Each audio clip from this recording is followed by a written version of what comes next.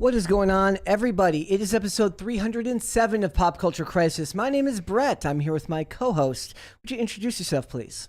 Hi, Crisis Actors. It's Mary. Today it's going to be a two-person show, which we haven't done in a while, actually. It's because Dane is out there saving the world or doing whatever a Dane marketing man extraordinaire does in his free time. I do wonder what that would be. What is he out there doing? Feeding the homeless, maybe? Probably yeah, like homeless. stopping massive atrocities from happening. Probably. Crimes in progress, yeah. Yeah. Like, well, he might be doing it dressed up as Batman, just not Ben Affleck Batman. So it's going to be a chill show. we got a bunch of stuff to talk about, but we're going to take it easy today. Jeffree Star is grifting. I mean, he's commenting on pronouns. He doesn't like your pronouns in the bio, he says. So we're going to talk about that. We're going to talk about Sam Smith getting heckled at Central Park Zoo of all places. That's a headline if I've ever heard one. After his Grammy performance, you know, people are very worried about Satan, you know, Ham Satan. Maybe that's what we'll call him, Ham Satan. Oh, I like Ham Satan. What was the one that we came up with, though? It was Fat Satan. Slow cooked Sam. I like that too. Bella Thorne, OnlyFans model Bella Thorne is mad at the idea of signing sexualized pictures of herself. So we'll talk about that. Yes, it's as ridiculous as it sounds. Also, we are going to review episode 6 of The Last of Us. So we'll get into that. But before we get into all of that stuff, I got a couple of general announcements here to make. So we have first, the opening weekend for Ant-Man and the Wasp: Quantumania comes to $118 million. I guess today's technically a 4-day weekend because it's What? Why? President's Day today. Oh, I had no idea. Yeah, I know, right? So it's President's Day. You went and saw it. Sorry, Biden. You went and saw it. What'd you think? Let me guess. You loved it. You thought it was the greatest thing ever. Brett refused to go see Ant-Man with me. I did. I had to suffer through it alone. And I hope you guys are grateful. Thoughts? I have very few thoughts, but a lot of negative feelings. What are those negative feelings? I absolutely hated this movie. Every minute of it dragged. It was only 2 hours, I think, in like 5 minutes, but Yeah. I still Googled how long it was during the That movie. is short too. It's somewhat short, but it just felt like it went on forever and ever.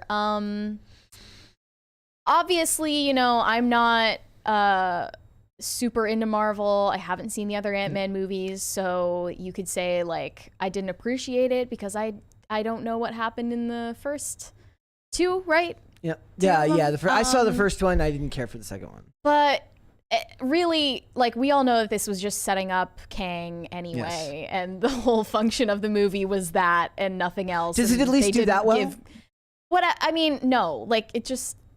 No, they don't do anything well. Like That's interesting too, because they, at least at the very least in past movies, given the post-credit scenes with Thanos, they at least kind of established Thanos as a threat early on, and it had the gravitas of Josh Brolin. I will say that Jonathan Majors is like absolutely jacked right now. If you've seen the trailer for Creed 3, the dude is just a fucking whoops, I swore. Like it's the dude, a chill show. Yes, it is what it is. But like, he looks like a superhero, but then, you know, it's not like he's going to be looking like a superhero in the movies because he's dressed down in the outfit. But the dude looks like a superhero these days. So the steroids are working. It's good. I don't find him an intimidating villain. He's more intimidating looking in Creed. Like when you actually I'm sure see it. he Yeah, is. yeah. So it's literally we was Kangs though. No, man. Like am I allowed to say that? I think you're technically allowed to say that. Okay. Because it's literally we was Kangs. He exists cross-dimensionally in every era of history, in every possible world, so that he can be every possible Kang of every possible civilization. Like, he literally was Kang. So he's every woman, but he's every He Kang. shows up at the end of the movie as like, what was his like, he's like a pharaoh, but there's a name for it. It was like something like, I didn't see it. someone's gonna comment, someone's gonna know, but like it was in the comics, so like I knew about this, but like I was kind of aware of it, Googling about it beforehand. Yeah. But yeah, like he literally like shows up as a pharaoh at the end, like meeting with the other like cross-dimensional versions of himself. And I'm like, we literally was Kangs. Like, there you go. This is actually like a meme. Like they're memeing this into existence. So it opened to 118 million, which is better than the previous ones, adjusted for inflation, I guess, a little bit. But that's not the only news from the box office this weekend, ladies and gentlemen. Winnie the Pooh: Blood and Honey opens to $2.5 million on just a $100,000 budget. So. I don't get the other theater goers because like we were laughing at Blood and Honey. It was a fun time. It sucked, but we laughed and there were funny moments. Then the rest of the audience is just like sitting there like sober in silence. And then at the end of, okay, this was really traumatic. Okay, I'm like processing this still. Okay. At the end of Ant-Man Quantumania, of course, there is the mid-credits scene and then the post-credit scene, both, okay? I never stay for the post-credit scene. I stay for the mid-credit scene. I can't freaking stand the culture around like waiting for the mid-credit scene, waiting for the post-credit scene, then the post-credit scene, like everything. And I was actually at a point where I was like rocking back and forth in my chair. I was like, I'm here for my job. I'm waiting for my job. I'm here. I'm waiting for the post-credit scene because I have a job that requires me to know what happens in it. I am not a Marvel stan, please. Like I was literally like having a crisis about this while the rest of the people around me are like wearing N95s, like gasping for air, just waiting teary-eyed for the post-credit scene. I was like, I am not like you. I am not one of you. I am not a pathetic little Marvel worm like you people. Like, and, I am not like that. I literally was getting angry at them. They were sitting in front of me in their N95s, literally like strapped up, double masked, and waiting patiently, diligently, obediently, like little slaves for Marvel, waiting for the post-credit scene. And it actually disgusted and enraged me. Maybe I shouldn't feel that strongly about it, but I'm just being real. I'm being honest.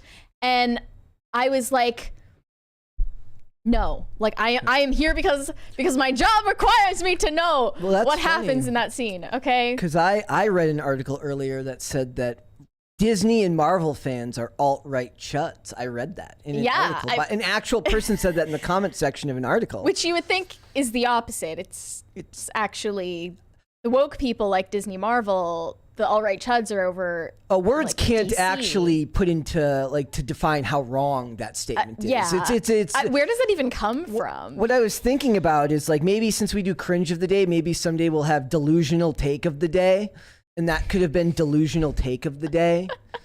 I mean, we could do that, but we also go through delusional takes every day. That's a fair point. Well, yeah, but it was from a comment section. What I wanted to do in Ant-Man in the theater, like while the credits were rolling and I knew it was coming, I wanted to just get on my phone and go on YouTube and start playing the post-credit scene before it came up. Left. Really, really loud. No. Around all of the patient, obedient worms. Yeah.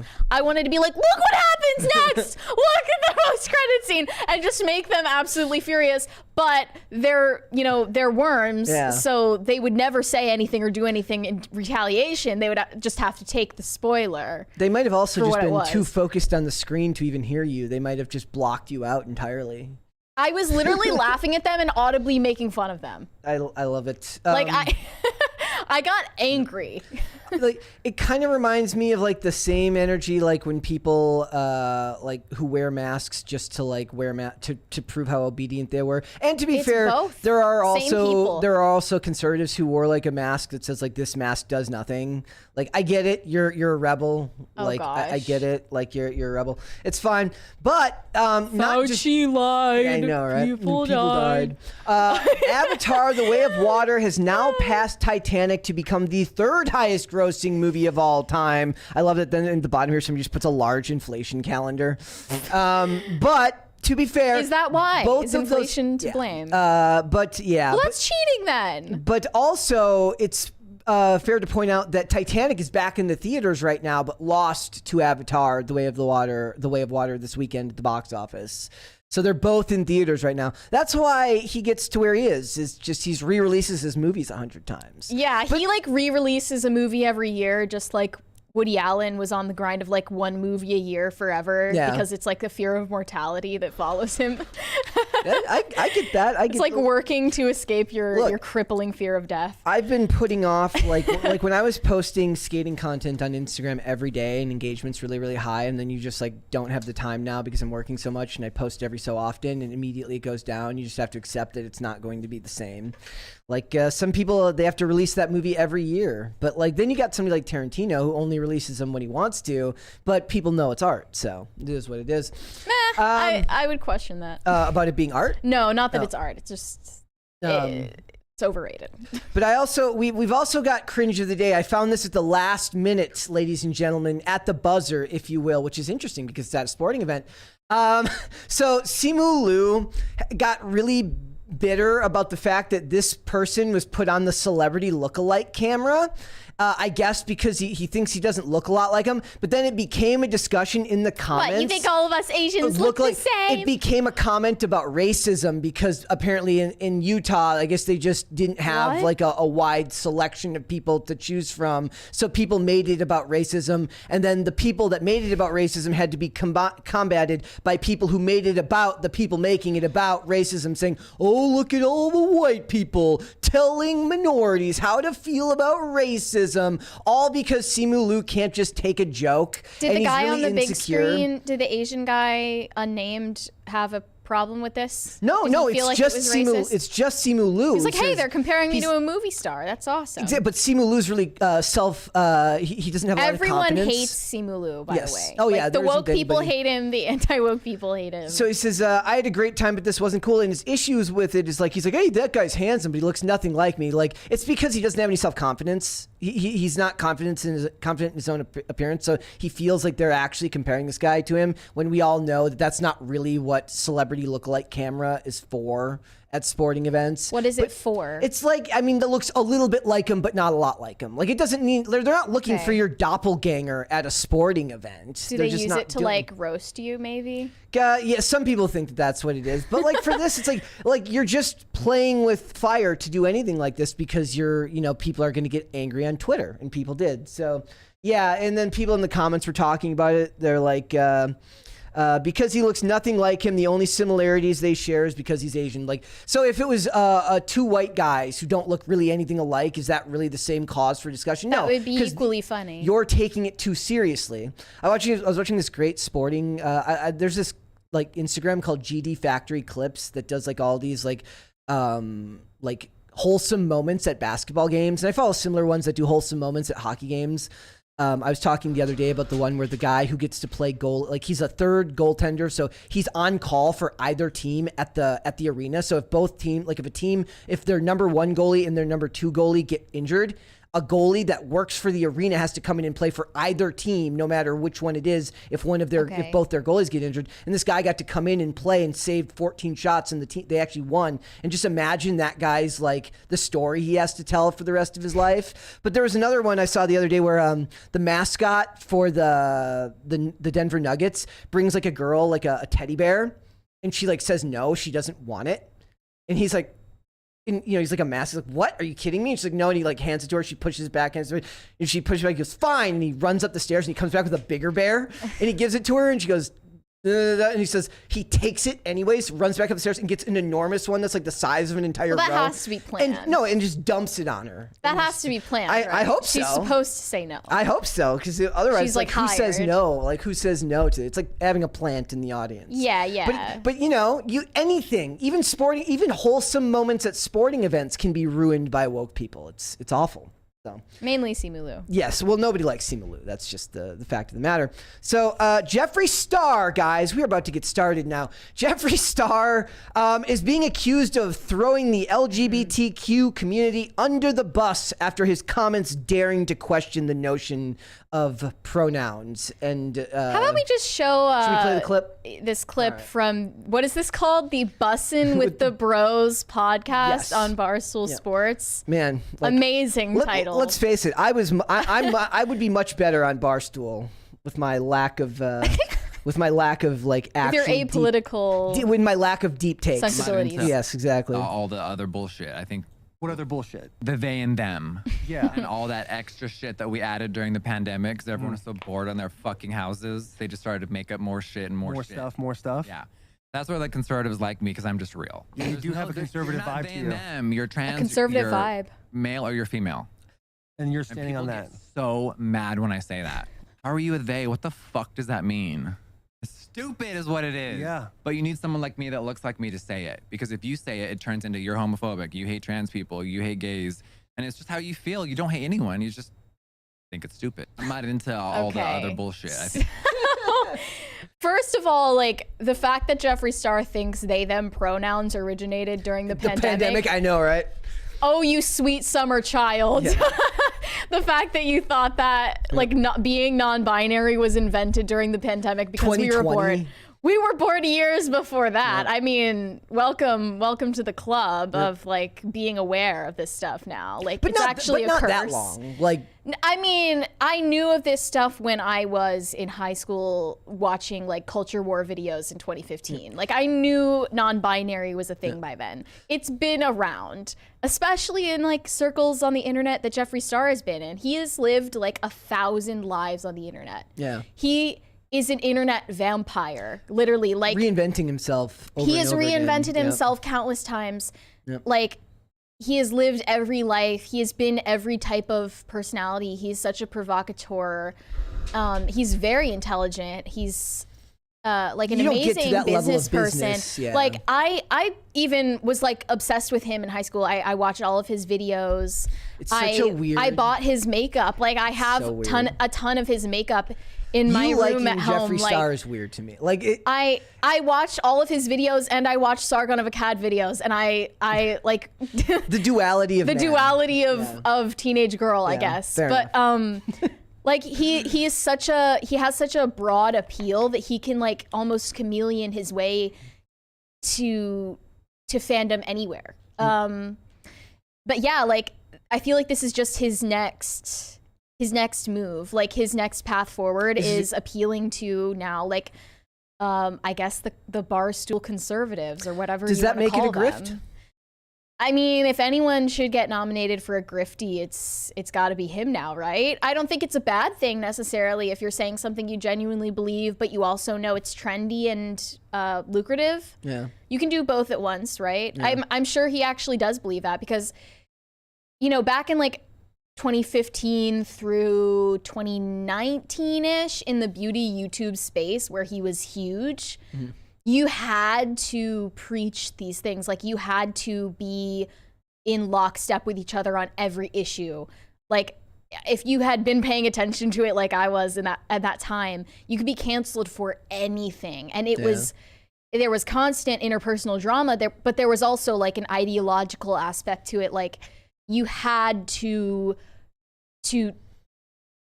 stay within very strict boundaries of like the opinions you're allowed to have, and that's just it. Who you're allowed to associate with. And Jeffree Star was fully like compliant with that. Like he was definitely within the bounds always of like what you were allowed to be as a beauty YouTuber in like the culture war period, right? And he was fully accepted until I guess during and after Shane Dawson's fall from grace. Yeah. Because they had that huge like conspiracy beauty line together that sold a lot, like literally capitalizing off of the trend of conspiracy theorizing, which Alex Jones has lost his livelihood from. Like this is a thing. Like that's what grifting is, and I don't think it's a bad thing. I loved watching that series of them like making conspiracy makeup, and I almost thought about buying it. I watched tons of videos about it. Because it's interesting. But Jeffree Star, it goes to show he's an expert at like controlling the narrative. He's an expert of PR. He knows exactly when the convenient and right time is to say what or to keep silent on certain things.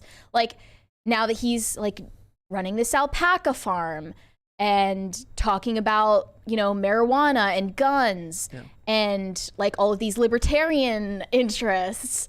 And he's like done this mass exodus from LA.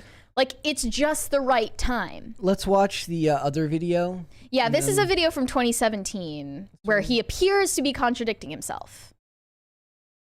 A lot of people are like, well, what does androgyny mean? Now, androgyny, I think, is the definition of Jeffree Star. Since I was a little 8th grader playing with my mother's makeup, I have always been called androgynous. So basically what that means is it is a combination of masculine and feminine characteristics. So it's like gender ambiguity can be found in makeup, fashion, sexual identity, gender identity, anything. So besides being my #1 lipstick in my line, that is why I named the palette this way. So, I think if you are really looking at the colors and playing with, a lot of people are like, this is him selling his androgyny palette.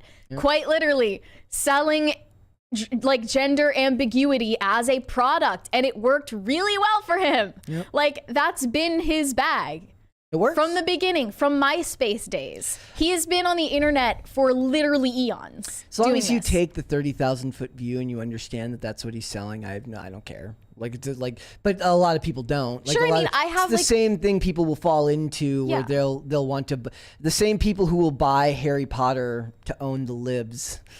If you're like buying, I don't know if there are people buying like Jeffree Star products to own the libs. But I'm just saying, like, he maybe is like trying to move in that direction. Yeah, like I'm not, I have no problem with that, except for the fact that I think you're kind of wasting your own money on something that doesn't need to be done. Like, I'm not a huge fan of people spending money just when they don't get enjoyment out of something. Though it would be hilarious to watch a bunch of like right-wing like men doing unboxing videos with Jeffree Star makeup products.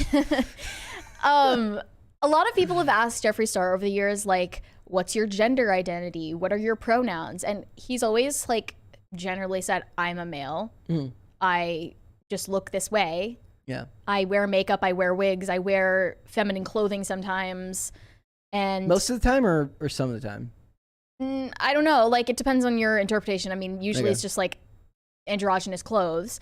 And like that's the image that he has always had, and that's never changed, and his explanation of it never changed, even when it was like, I gotta give him credit, when it was trendy, lucrative, and like it would be very advantageous to take on a non-binary identity and they them pronouns or alternative pronouns. He didn't do that. So I did take notice of that. Like, that does show at least a little bit of integrity that he didn't do that when it was the selling point. I mean, you could take in like in the time when it was new. Yeah. And maybe he did know about that, and he's just saying that this was invented during the pandemic because this is the point of view of most like Barstool listeners, that they don't know that this stuff has been developing for a long time. How old is Jeffree Star? He's mid-30s? gotta be like mid-30s. Let me look it up. Mid-30s?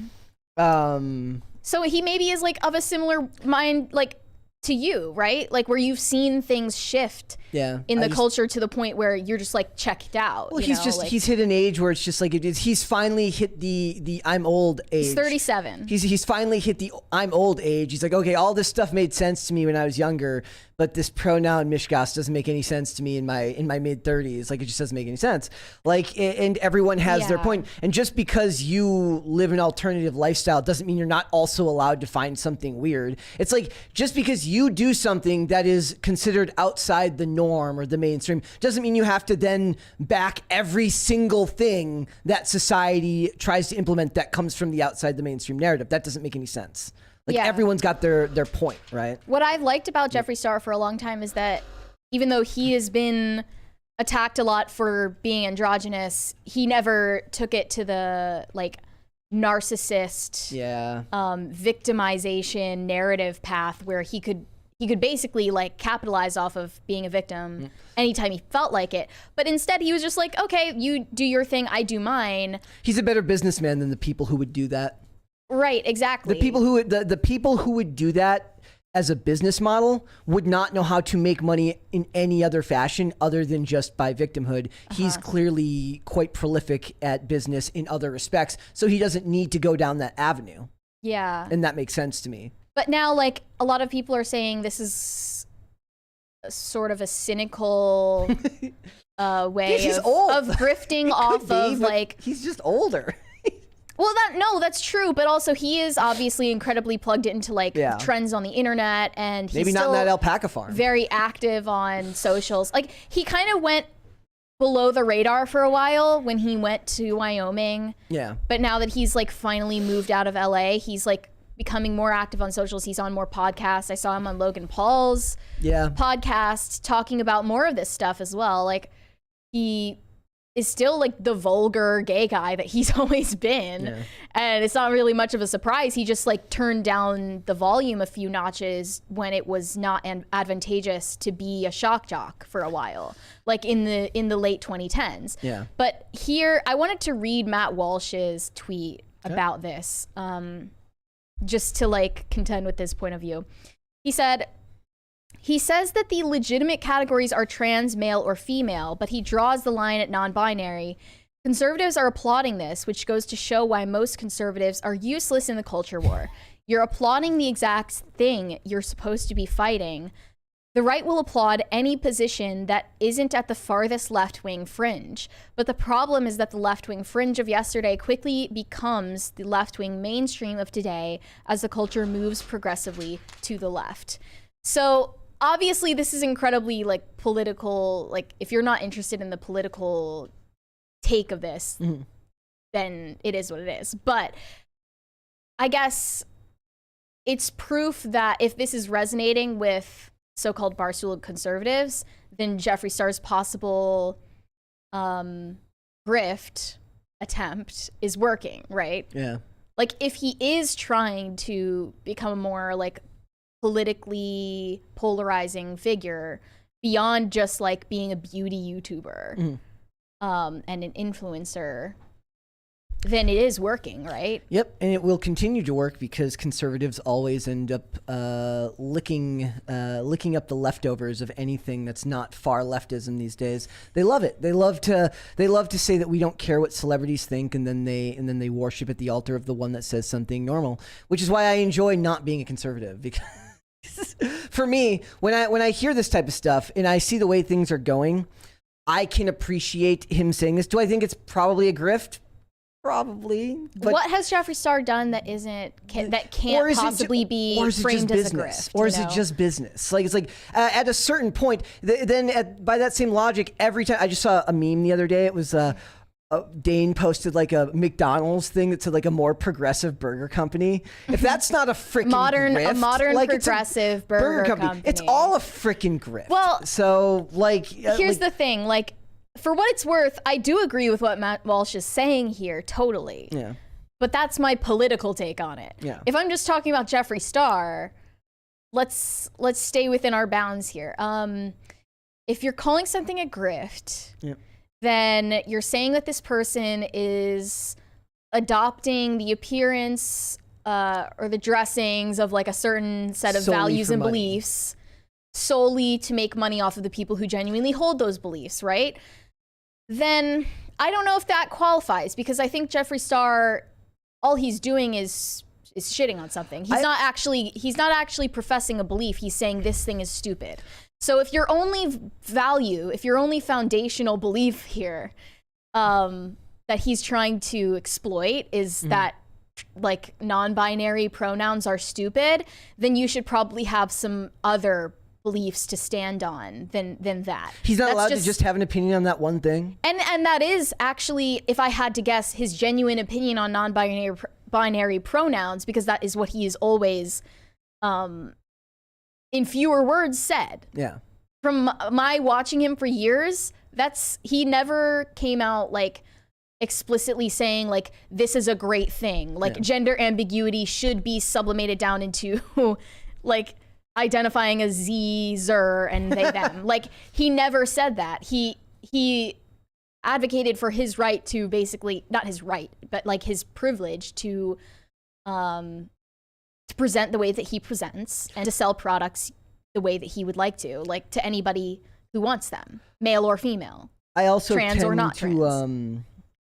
I tend to be weary of the term grift for a lot of reasons, mainly because, like, especially in something like this where we're distilling it down to basically a couple of phrases, people are allowed to have quirks, right? The idea of the human condition is that your personality is never going to be 110% consistent, right? You can be all of these things. You can be all of the things that Jeffree Star is and still think pronouns are stupid. Like, and it's different. Like, if Jeffree Star wants to go work for like Turning Point USA or Daily Wire, maybe I'll start raising my eyebrow. That would be hilarious. He doesn't need the help of the conservative media sphere to make more money. Jeffree Star is a multi-millionaire. Can we with get a gigantic mansion and like 17 Lamborghinis? Can we get the Jeffree Star Ben Shapiro podcast where Jeffree Star does the podcast, but Ben Shapiro does the ad reads because they're super fast, and then they just go That through would it be like so awkward to watch. that would be incredible. Are you kidding me? That I would watch that. If you watch Jeffree Star with Logan Paul, it just like I'm not like the hugest fan of Jeffree Star's personality because he is the type of person who just makes vulgar jokes until everyone in the room is uncomfortable. I also But don't like care. that would be super awkward. I if also you were don't on care one if with this Ben dude's just Shapiro. trying to make money because that's his job. He's a brand. Sure. Well, I don't belittle or care if a corporation wants to make money in whatever way they want to make money because it's their job as a corporation, obviously outside of illegal stuff, right? But like when these companies run these ad campaigns that I think are stupid, I say, is it making them money? Well, then who am I to freaking? I can think it's woke dumb. capitalism. Yeah, am I supposed to care that this dude is making money off people? I don't care. When we talk about like rainbow capitalism and woke capitalism, it's like we're claiming that McDonald's or the CIA are espousing views that they do not sincerely hold in order to reach a wider audience, make more money. If that's working for them, either way, that's what they're attempting to do. McDonald's, but what out of Jeffree all Star those is doing companies- is just shitting on something that he thinks is stupid. He's a person. That's a sincere thing that he's saying. He's If a he person starts- that's a brand If as Jeffree well. Star starts talking about traditional marriage and about like, I don't know. Who wears the gown at the who wears the wedding gown? About like, you know, if Jeffree Star says something actually controversial, like maybe that, you know, trans identifying people don't have a valid claim to being male or female, like if they're not biologically male or female, then that might be something we should actually, you know, discuss. Yeah. But this is just Jeffree Star saying something is stupid. Which on a podcast. We already knew. We already knew this. Everyone knows this is it's new stupid. information. We knew that them is stupid and that it's BS. Jeffree Star is saying it. He sincerely believes it. I am sure. So then based it just on his track becomes record. then it becomes a purity test. You said the right thing, but I don't know if I can trust you because you're not as pure as me. Like, because my views are more, I think it's more stupid than you because my understanding of what is stupid is more accurate because I am a more pure person than you based on whatever your lame identity tells you is pure. So I'm look, if people want to spend their money on Jeffree Star stuff, I say let them. And if Jeffree Star wants to say this stuff, it is an interesting discussion about where brand ends and where identity of an individual begins. When we talk about McDonald's is a massive corporation. Jeffree Star is his brand, right? So that's an interesting discussion that could be had about what, you know, when I don't know who the CEO of McDonald's is, but when Bob Iger espouses the views of Disney, he is also an individual, but he's also a CEO, the major head of a brand. Do I believe that he inherently believes everything that comes out of his mouth when he talks about the good Disney does in the world? Hell no, I don't. But he's speaking for a brand. Jeffree Star is speaking for both himself and a brand, and that's an interesting discussion to have. His brand is himself. Yeah, that's interesting to me. So I don't know. Just be wary and only buy the makeup if it's the makeup you actually want to buy, and not because you want to own the libs. I say. I was such an obedient consumer Back then. Yeah. All right, let's go to Super Chats. We got a couple there. Creative Juice said, Mary, what snacks did you sneak into Ant-Man? That is a good M&Ms? question. What did I sneak? I don't think I had time to get any snacks beforehand, actually. So there was no. But I did have a free popcorn voucher, so I used that. Was it good? Wait, no. I snuck in some chocolate. There you go. Yep. Caper2X said, oh, you poor lost girl, make mine Marvel, Mary.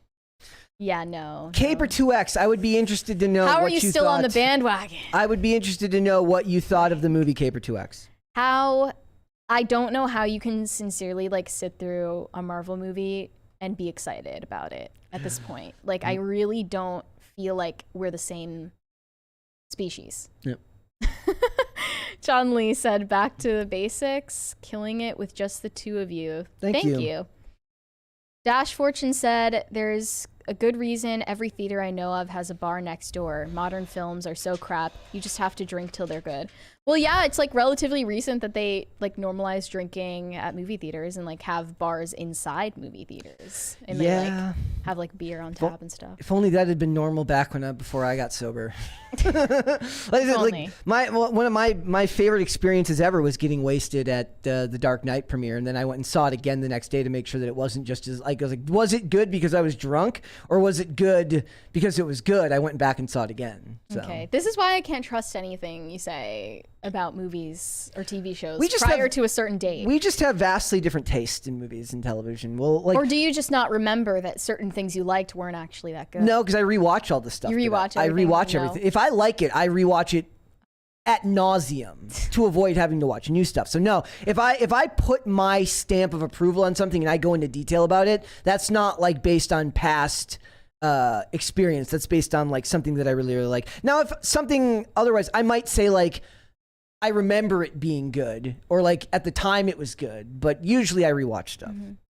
Philip Reed said, who remember Iron Man Armored Adventures show and the amazing theme song it had? I don't remember that, remember. I did rewatch the original Iron Man not too long ago by accident. It played on autoplay when I was watching it. I had to plug in. You think? I had to plug in an old. How far we've fallen.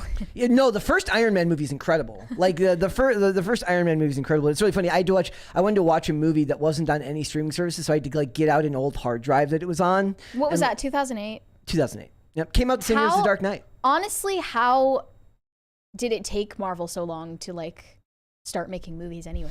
Like, why did it take so long? I mean, they made lots of movies before that. It was just all it wasn't a cinematic universe. Yeah, at the time. like before the MCU. They got why a lot did of it take them so long? They had to get the rights back to like they still don't have the rights back to Spider-Man. Like they still have to. They basically lease Spider-Man like a Bugatti. If you were Andrew Tate, like they don't have the rights back to all of their big characters, and they just recently, like the big reason to buy Fox was so that they could get the Fantastic Four back. Well, are they going to get and Spider-Man to get the back? X-Men? Yeah. No, I think that Sony will hold on. Spider-Man, like I got into a discussion with someone recently on Twitter. I think it's safe to say that Spider-Man is the most famous comic book character of all time. If you want to talk about broad appeal for kids, Spider-Man is still the #1 superhero for kids, despite the fact that nobody likes the comics. The movies, like, yeah, I would say that, like, Spider-Man movies succeed because they're Spider-Man movies. Marvel movies succeed, all the rest of them succeed because they're Marvel movies. It's funny you say that, like, what appeals to kids, because I just saw this cute video of this kid that was, like, visited by a Spider-Man impersonator while he was in the hospital. And I was like, this is wholesome. There's what's her name? There's this great, she had a viral video. She used to be a newscaster, and she does this video where she talks about taking her son to an Olive Garden, but she does it like she's doing a newscast, and she talks about how her kid was throwing a fit there, and she's like posts all these videos of her family, and like the kid will not wear anything but Spider-Man pajamas anywhere. Like he's young. He I don't even know if he would have seen any of the live action movies. He just loves Spider-Man because kids love Spider-Man. Clicks with them. It just clicks. Big Dave sent $1 without a message. Thank you. Thank you, Big Dave. Paul Gerard Maximilian said, Mary and Brett are best as a duo. Love your work. Thank you. Well, I guess we just won't have any guests from now on. It's easier on us. If we're better off without them anyway. Also, Maximilian is a great name. I agree. I've known a couple of Maximilians. Like, if you name your kid... But they go by Max. That's what I'm saying. If you name your kid Maximilian, there should be a clause that doesn't allow them to go by Max. Like you're legally not allowed. High Voltage 75 said, new party sound this week, Brett. Yes, there is. I did a preview on Twitter, and it's demonic, and it's amazing, and it's in the spirit of the movie Wayne's World. So if and when we get to a crisis party, you will be able to hear the absolute glorious sound that I made this week.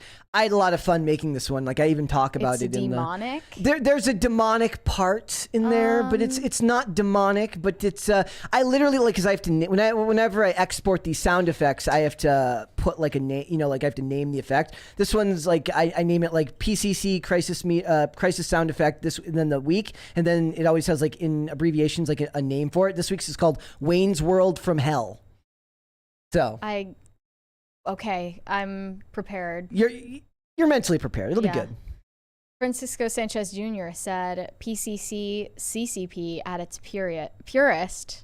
Hail to Brett and Mary. I mean, I feel like I was just espousing like super capitalist beliefs. So I don't know if we can be totally CCP. I don't want the government taking Jeffree Star's money. I want Jeffree Star to be able to make all that money on his own. Potatoes for Seamus said, hi Brett, hi chat. How are y'all? Oh hey Mary, how are you? How you doing? Good. Let My potatoes. foot kind of hurts, honestly. What happened? I Did you kick a chair spill. during? I took a spill like 2 weeks ago, and it still still hurts? hurts. I thought it was broken. Yeah, get some steel toe boots. Maybe.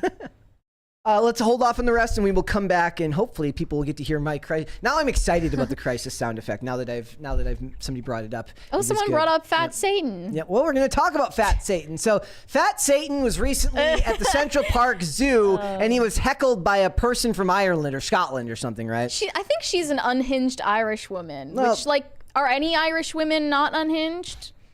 Well, To be determined. we will have to figure it out because let's play the clip first. Yeah. Let's go ahead and play the clip and see what they have to say to Sam Smith, or yes, Fat Satan.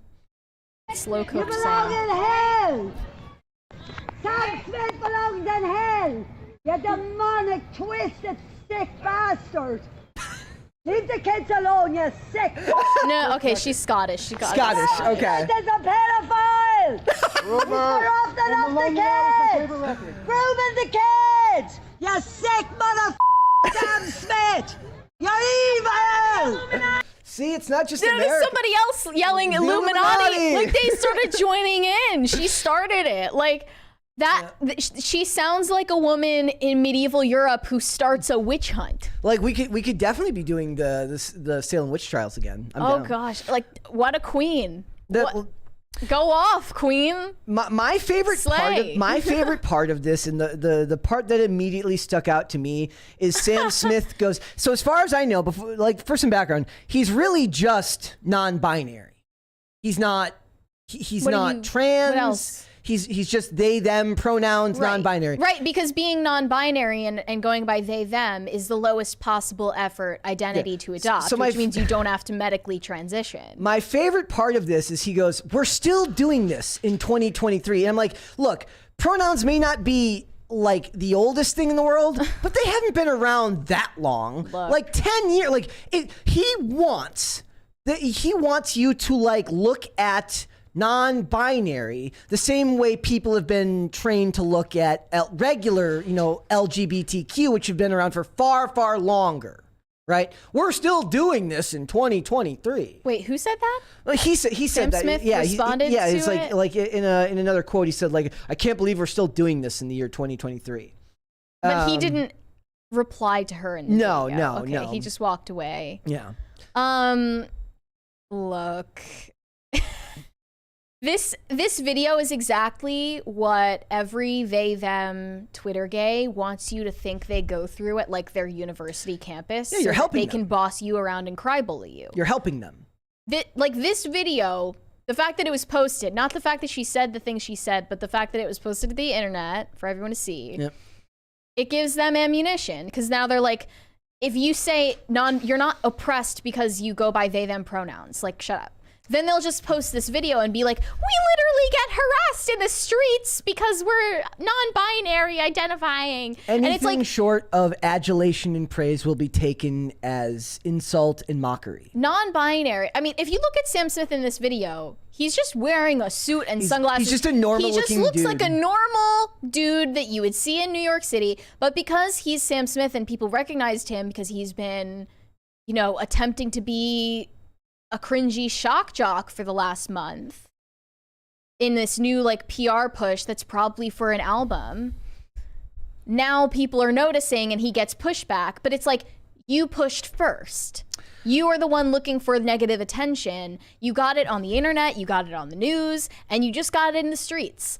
Did you get what you wanted now? Like, this is what he was looking for when he dressed up as Fat Satan and, performed Unholy. I don't care when he imitated getting like pissed on in a music video, when he dressed up as a Chinese spy balloon in a black inflatable bodysuit. Like, all of this led up to getting heckled in the street by someone with some valid points.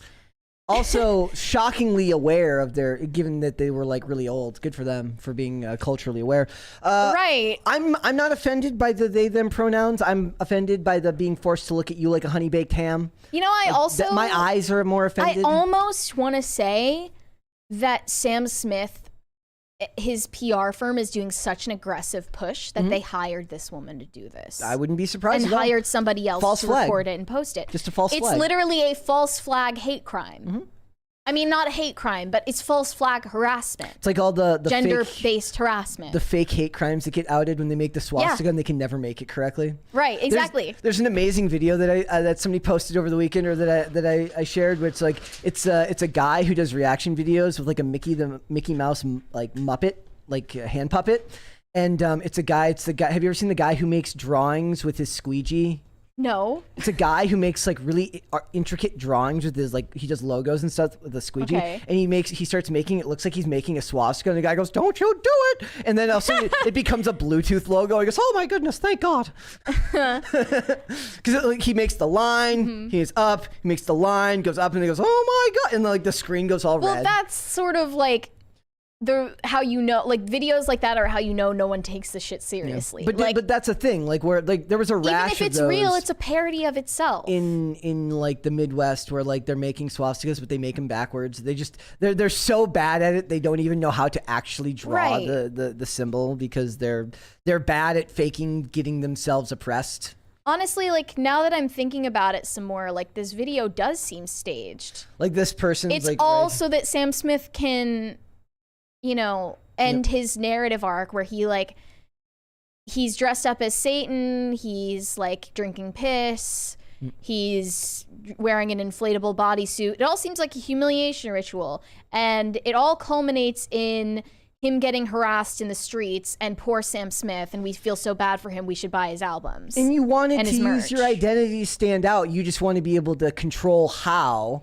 And it makes us look like the assholes, and we didn't actually do it. Crybullies. I don't think that the conservatives who voiced concern or opposition to his performances, like specifically the one at the Grammys, would have screamed at him like this. I don't think that they would have the balls, to be honest. Like, I think this is all faked.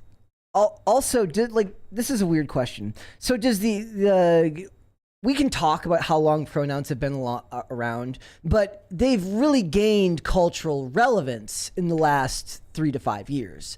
And he's like, we're still doing this in 2023. So am I to buy that from now on, every time you add a letter to LGBTQ, LMNOP, HIJ, you know, whatever it is, am I supposed to instantly, is the idea now that instant acceptance is the norm? Like you're supposed to just say, well, that's fine. I have no problem with that. Like, is that what they're looking for? It's very presumptuous, yeah. Where did he say that though? Is that a tweet? That or was something? He wasn't saying it in regards to this. He was saying it in regards to something incident? else. But yeah, but the idea that that's still happening to them in there. Like what really gets me is the fact that Sam Smith believes himself to be some kind of civil rights champion because he wears dangly earrings and calls himself a fisher them. Like you're actually making a mockery of anyone who's genuinely faced oppression ever. I mean, even in America, like it's annoying right now, given that we live in an age of such comfort and ease. Like it really is, to what Jeffree Star was saying in a lot of ways. The one thing that Jeffree Star said in that interview that I didn't even really get a chance to mention, he said, life is more complicated because we've made it more complicated. We've made life more complicated because with complications comes misunderstanding. With misunderstanding becomes the ability to fake oppression. So a lot of people will just complain and they don't understand it, but people are generally fearful of what they don't understand, but they've weaponized that in this context. Like you said, this could be fake. This could be entirely fake. Who is they though? Who is they though? No, I definitely honestly would place my bets on Sam Smith's PR firm having orchestrated this video. It's not hard. You just get somebody who works for this PR firm to yell at him in the streets while he is coordinated walking by. He is planned to walk by at this spot at this time. Even if it's not. She yells, another person records it, and you send it to TMZ. It's not difficult to set things up like this. And I bet more people are going to start following suit. Like, they're going to imitate this because it makes you look like a victim. It's going to get even worse with AI. With AI now. Use this voice video modulation. actually to silence people on social media because you're like, see, all of this stuff you're saying about Sam Smith on Twitter is translating into real world hate, and it's endangering people. Your words are violent. Like, that's what it's going to turn into. What if they fake a video of people like throwing things at him or spitting on him or something? You know, like, too easy to do, too much social capital to be gained to believe that at least not some of it is fake. I think this entire video is fake. Even if this one isn't faked, what outlets get a hold of it, how wide it gets pushed, and what the narrative is around how it's talked about can be controlled by the PR firm. So even if the video is real, how it's handled can be used to their advantage. Right. And this is kind of the... Well, this is how, like, Sam Smith gets his meeting with, people who run Twitter or run YouTube or whatever. Or he'll end up at the UN or giving... or the UN or Congress or whoever else wants to think of what happened with Gamergate. And a little bit of harassment online, and suddenly you're speaking in front of government officials about online harassment. Cry me a river. Like, am I supposed to feel bad for you? Yeah. I mean, I think that's the move, though. But then a lot of people are replying to this saying, this is fantastic. This needs to happen more often. It doesn't need I love this lady in the video. She's like who we need to imitate. But this is why they win, because even if it does need to happen more often, they will win in the end because they've weaponized it. They will use it against you. So we need to find a way that's more productive than just yelling at them, to which they will end up using it to their own benefit anyways. Yeah, there needs to be another answer. We talked about, like, what is the proper response to his Grammys performance, and it was just like passively be disgusted by how they look and make fun of them and laugh at them and move on with your day. And for your own soul, just do that. And I think that's what most people thought. Yeah. Unless you're comparing his Grammys performance to the Balenciaga scandal, which are just like totally different playing fields. No. Well, I still think that people overreact. Your part about Kim Petras and the normalization of that is valid. The rest of it felt to me like your grandma on Facebook posting Donald Trump riding a unicorn memes.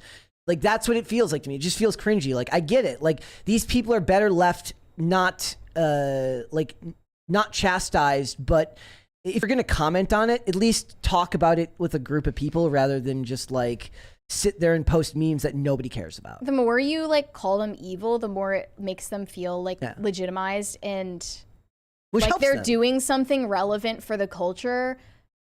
And it just couldn't be like, we're still part of the problem by talking about it. Like, even the fact that we're talking about it makes us part of the problem. I don't think so. Like, my hope is that the people watching here watch this but don't actually pay attention to what's going on, or don't actually watch the Grammys or stuff like that, because nobody needs to watch it. Thank you. Maybe if you're tuning into the Grammys, you're part of the problem. I don't think talking about it is a problem.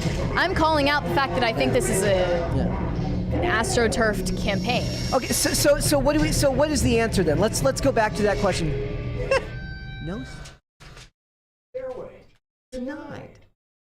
Anybody who's seen Wayne's World will get it. So what is the answer then? It's been too long since I've seen Wayne's World. So if there's no answer in this, I get to use let's see. Yeah, see, there's the money. There's the money. So if there is no answer otherwise, right? Like, if we can't chastise them in the street, I mean, I wouldn't chastise them in the street. I'd just laugh at them to myself and go on about my day. But I get I get the inclination to want to do that, right? Especially if you're an older person, you feel disconnected. Maybe they don't have social media where they have like an outlet to actually complain about this stuff, and they just get caught up in a moment of anger and they yell at Sam Smith, right? If that's to be used against you and they're just going to use it to their own benefit, what's the answer? How do you combat this? I'm trying to think about what I would have done if I saw Sam Smith at the Central Park Zoo myself. And I would just roll my eyes and go on about my day. But that's how I feel about most of this I know stuff. that's what you would do. Yeah. But what would I do? I'm trying to think. Would I yell at him? I don't think. Possibly. Would you yell at Would him? I say that he is a demonic pedophile? No. But I probably would make fun of him. Yeah. I'd probably clown on him a little bit. I would heckle him. Mary's a heckler. Maybe. Yeah. So, like, is part of the rise of this type of behavior, I understand why it works for Sam Smith, because in their culture, in Hollywood culture, it's beneficial to find some way, any way to stand out and be relevant. For him, he hasn't been relevant in a couple of years, so therefore he had to find some way to stand out, which is sad. But, like, is this because, like, in the social media age, everyone wants to stand out desperately, but they can't find a way to do so, so they take the cheap way, which is just my pronouns are they, them? Well, eventually that's going to get tired too. What are you Where going do to you go from replace it there? with? Like, Because I think Sam Smith started out, obviously he's a good singer, He so I is. don't know why this is even a thing, but he started out with a shtick being that he's gay, to be honest. Like, he made songs about being gay and how he is, like, oppressed for being gay, which in the mid-2010s is just not true. no, it's not. And I didn't appreciate the message then, and I don't appreciate the message now, which is that, you know, he's put upon for some reason. And even if people who don't, it's the people that don't agree with you, your lifestyle, it's not like you're running into them on a daily basis. Like, Sam Smith is not running into a bunch of, like, Christian conservatives or like whatever equivalent there would be in the UK. Like, it's just not happening. He just doesn't run in those circles. Right. I mean, the fact that she's Scottish is even a little weird, because, like, people in the UK are really, like, they're way more, like, woke is way more mainstreamed in the UK Think so? than it is in the Is US. that true? For sure. I didn't know that. That's my impression, at least. Thank you.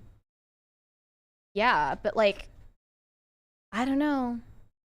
Like, this is gonna wear out eventually. Like, the press of, like, being non-binary and being heckled for, you know, being a demonic pedophile, like, that's gonna get tired. It's gonna lose steam, and you're gonna need to find out, you know, something substantive to replace it with. Well, then how about this for a discussion point? Like, we talked about Armie Hammer, and we talked about how the prevailing narrative, when all the stuff that came out about him was about the cannibalism, which was clearly stupid because it's about stupid text messages that he sent, and it obfuscated what really should have been talked about, which was the actual sexual assault claims. Right? Which I had never even heard about before we talked about it. Is it possible that demonic Sam Smith obfuscates the Kim Petras story, which is far more shocking and scary to me?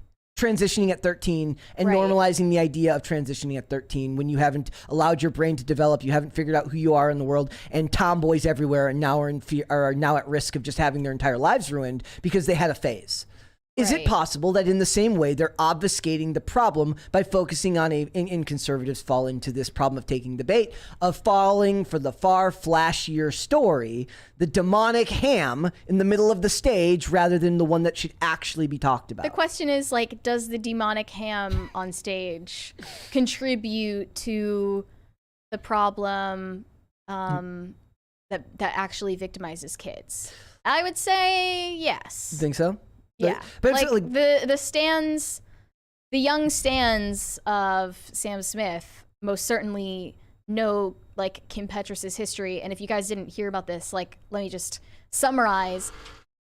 Kim Petras was basically a child activist from a very young age in Germany, normalizing sex reassignment surgery, or whatever you want to call that disgusting practice, on children. Gender affirming care. He, whatever you would like to call Kim Petras, got this surgery at age 16 before it was even, like, this. There was a legal push to approve an early sex reassignment surgery. Yeah. So this set a new precedent for other people.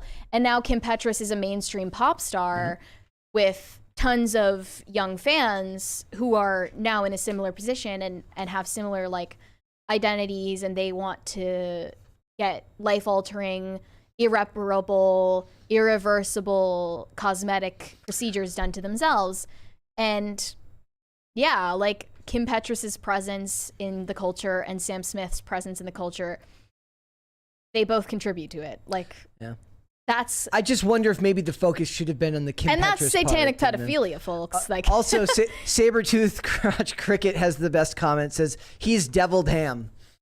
he's deviled ham. Which is disgusting. Like that is. It's funny. He's the Chinese spy balloon. There's a storyline in the show White Collar where Agent Peter Burke always eats deviled ham and just ruins the day for everyone around him because it smells so bad. Incredible. All right, we got some super chats there. Let's go. Rhaegar Targaryen said, conservatives have been burned too many times by jumping onto bandwagons because they agree with us on a minor issue. Soon after, we get backstabbed, Ben Shapiro warned, live by the Kanye, die by the Kanye.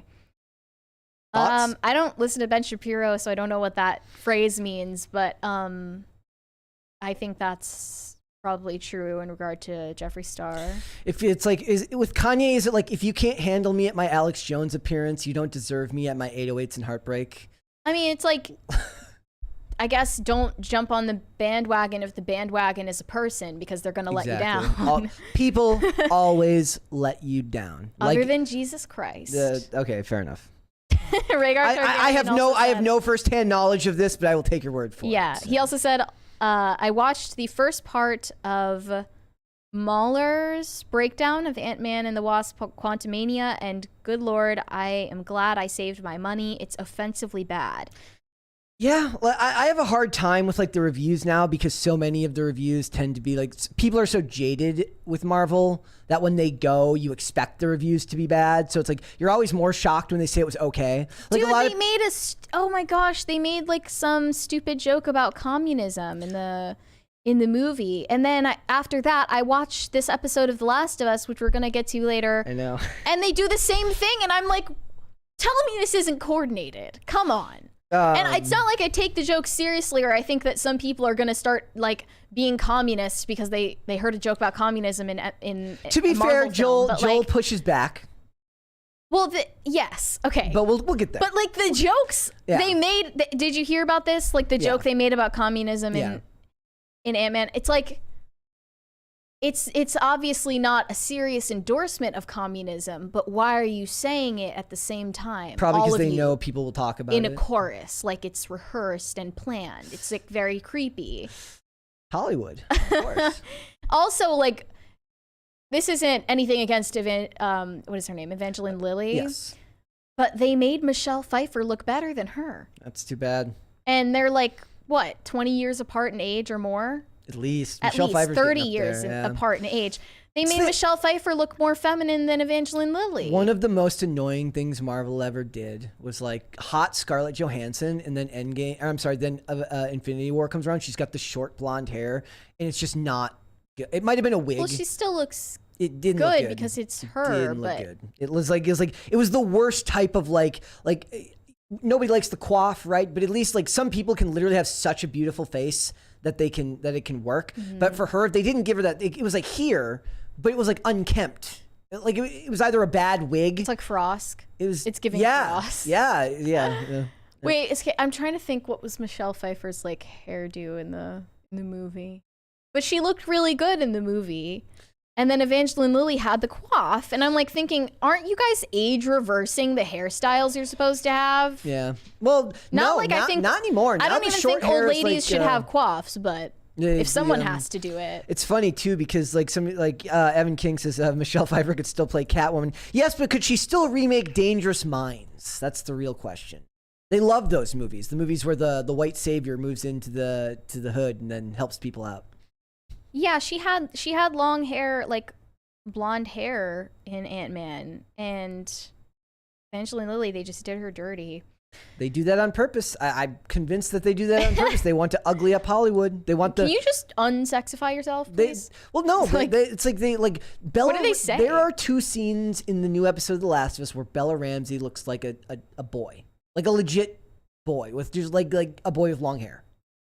Yeah, not a fan. No. Caper2X said the tech needed to catch with the animation, Brett. Don't Don't know what that was in regard I have to find this to. one. Where is it?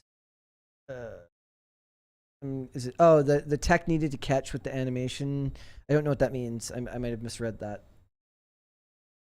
1,000 Foot Deep End said, I'm now more excited to hear this week's crisis sound, knowing Mary will be hearing it for the first time with us. Yes, well, it's always the first time. It usually is. I don't. I like to leave it for people to be surprised by when they first get here. Rolando A. Ramirez said, "I'm trying to fix the shower faucet for the third time. I'm finally becoming a man at 22." There is no better feeling in the world than fixing something around the house. It's actually true. Like that's a fairly true statement for a guy. Yeah. What happened to like people passing down handyman knowledge and car knowledge? Why'd that stop? That's a very there's a YouTube channel of this guy who just makes videos for people with it's like taught if you didn't have a dad yeah. to teach you how to tie a tie or whatever. But like that one still befuddles me. I feel like they didn't the boomer dads didn't stop trying to teach things, but they were easier to Oh, I was just ADHD and didn't. If you said no, or if you didn't pay attention, or they if didn't you push. they didn't push to continue. That's what happened. But I feel like teenagers always said no, or they were lazy, or they didn't pay attention very well. More distractions now. Why'd the boomers not push them? Is it also just less dads in the more? house? Less dads at home? Maybe, I don't know. For me, a lot of the stuff that I picked up around the house ended up coming out of necessity when I moved out. It wasn't my dad's fault. I just didn't pay super close attention when I was younger. Yeah, someone said kids stopped listening. I don't know if that's true, though. I kind of agree because I am kids. Maybe you, but Yeah. I think a lot of kids were just kids, and you just need to force them to do things. Boomers had this more free. Freedom and individualism mentality, which is if you don't want to do it, don't do it, I guess. Mm. David, wouldn't you like to know, said pathetic little Marvel worm. Mary is my spirit animal.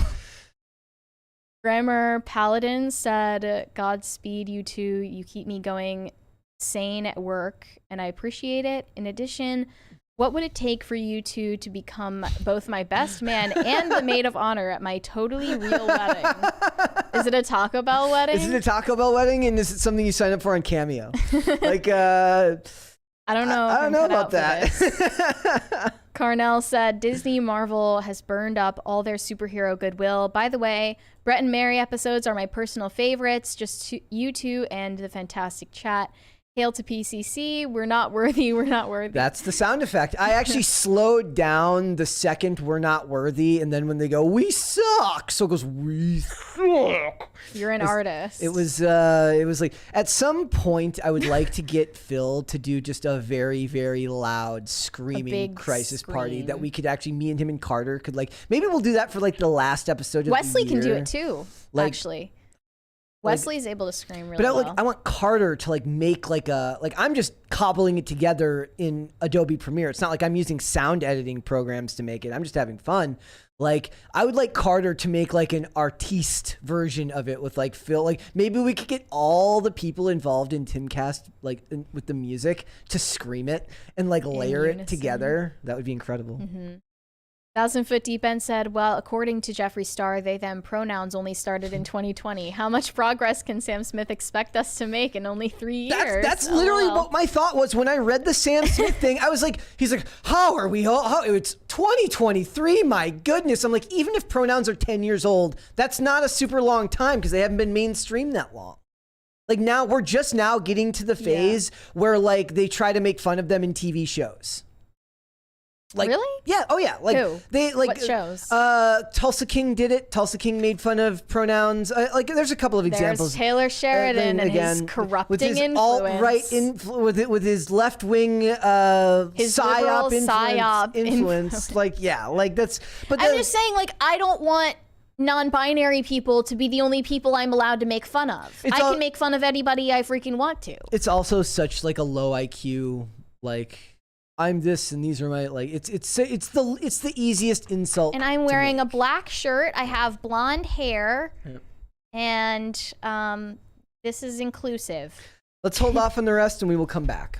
Okay. All right, guys. So OnlyFans model Bella Thorne, she was also a Disney star, but OnlyFans model Bella Thorne has rejected an autograph seeker who tried to get her to sign some photos of her that were sexualized. That's what her problem with it was. There's a couple of things here. Is it because the photos were sexualized, Mary, or is it because one of them was when she was under 18? And if that's a problem, why did she do them at all?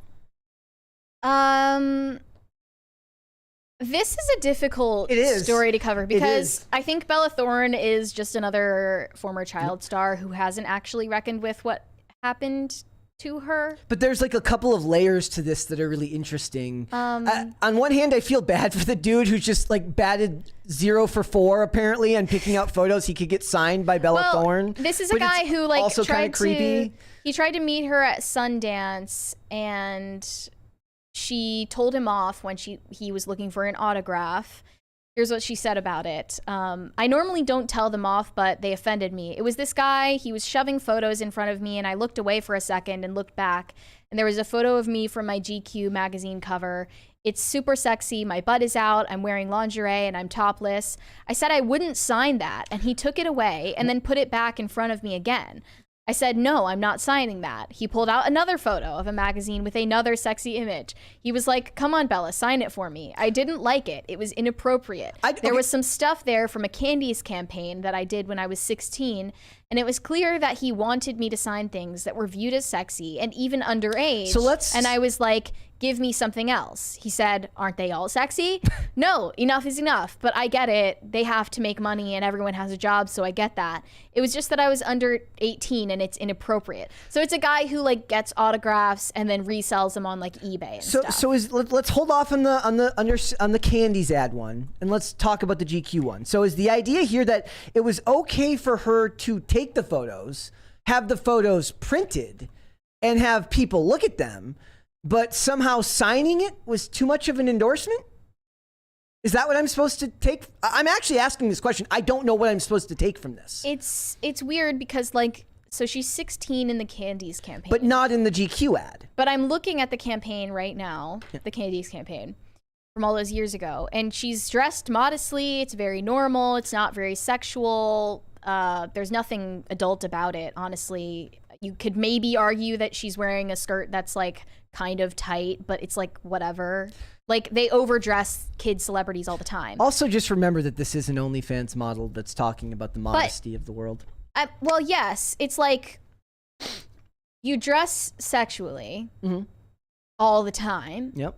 Even at the Sundance Festival, where this is being recounted, she's dressed in this way, like in skimpy outfits, which is like, it is what it is. And you started OnlyFans where it made you like $1 million in a day selling lewds. People are going to see you in a sexual way. Yep. A lot. Like a lot of them are going to see you in a sexual way. And it's like... What if it was a print of an OnlyFans picture she posted? Would that be okay? This combined with like her telling that story about this casting director who felt like she was being like flirty with him when she was a child. When she was 10, yeah. It's and then her conflating a non-sexualized campaign she did as a child with sexualized campaigns she did as an adult, just because they're next to each other in this guy's hand. So she's a mess. She's a bit of a mess. She's got it all jumbled up in her brain and hasn't sat down and like actually done any introspection about the distinguishing like between the two. She hasn't even inquired in herself like, why did that guy think I was flirting with him when I was a kid? Maybe I was acting flirty because somebody made me think that was appropriate, an appropriate way to act with adults.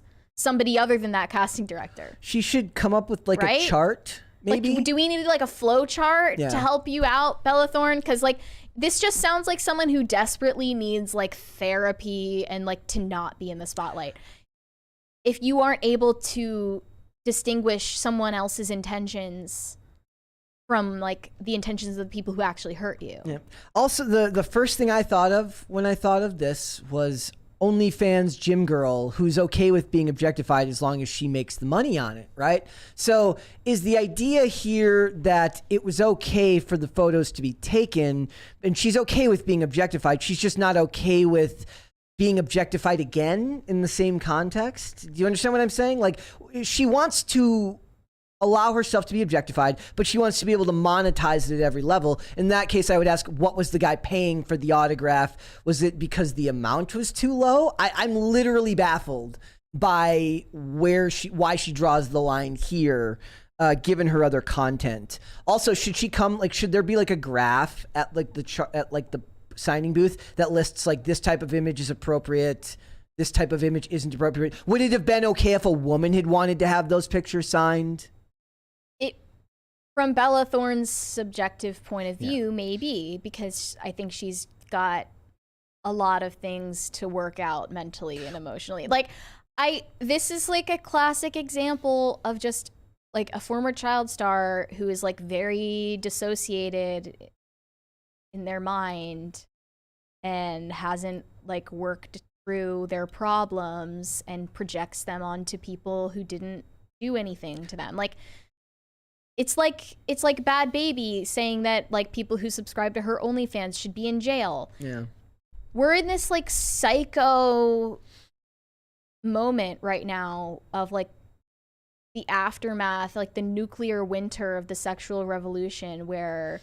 Well, this is more like the post-sexual revolution. We're now in the bubble bursting phase of like the market. Like the market's capped. We've been at that. Yeah.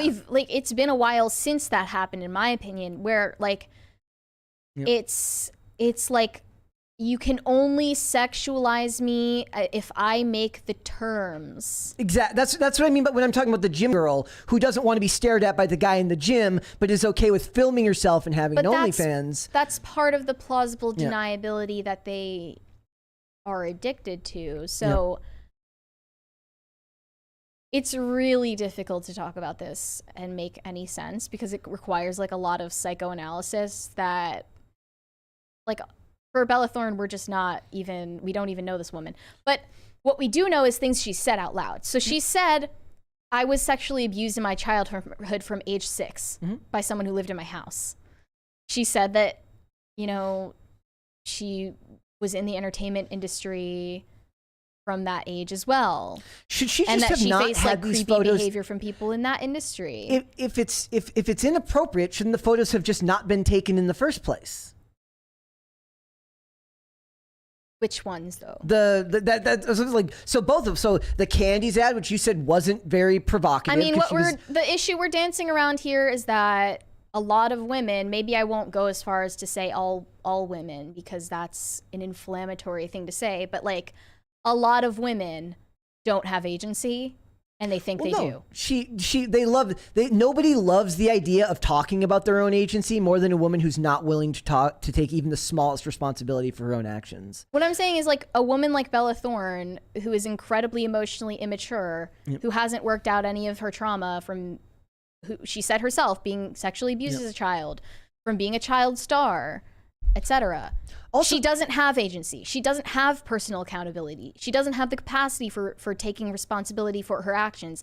That's my opinion. I don't think that she honestly has the critical thinking skills to decide what is... And she felt offended, and that's a very strong emotion to feel in the moment and then reacted in a way that doesn't make any sense. Yeah, that's what I'm saying. The problem is the average person will read this and all they're going to take from it is that men bad, men sexualizing women bad. This dude was probably... The funny thing is about it is it's proof of like the concept that they always have that sex sells. Why did he pick those photos? Is it because he's a creep or is it because he's a photo reseller and an autograph reseller and he knows that these are the ones that will sell?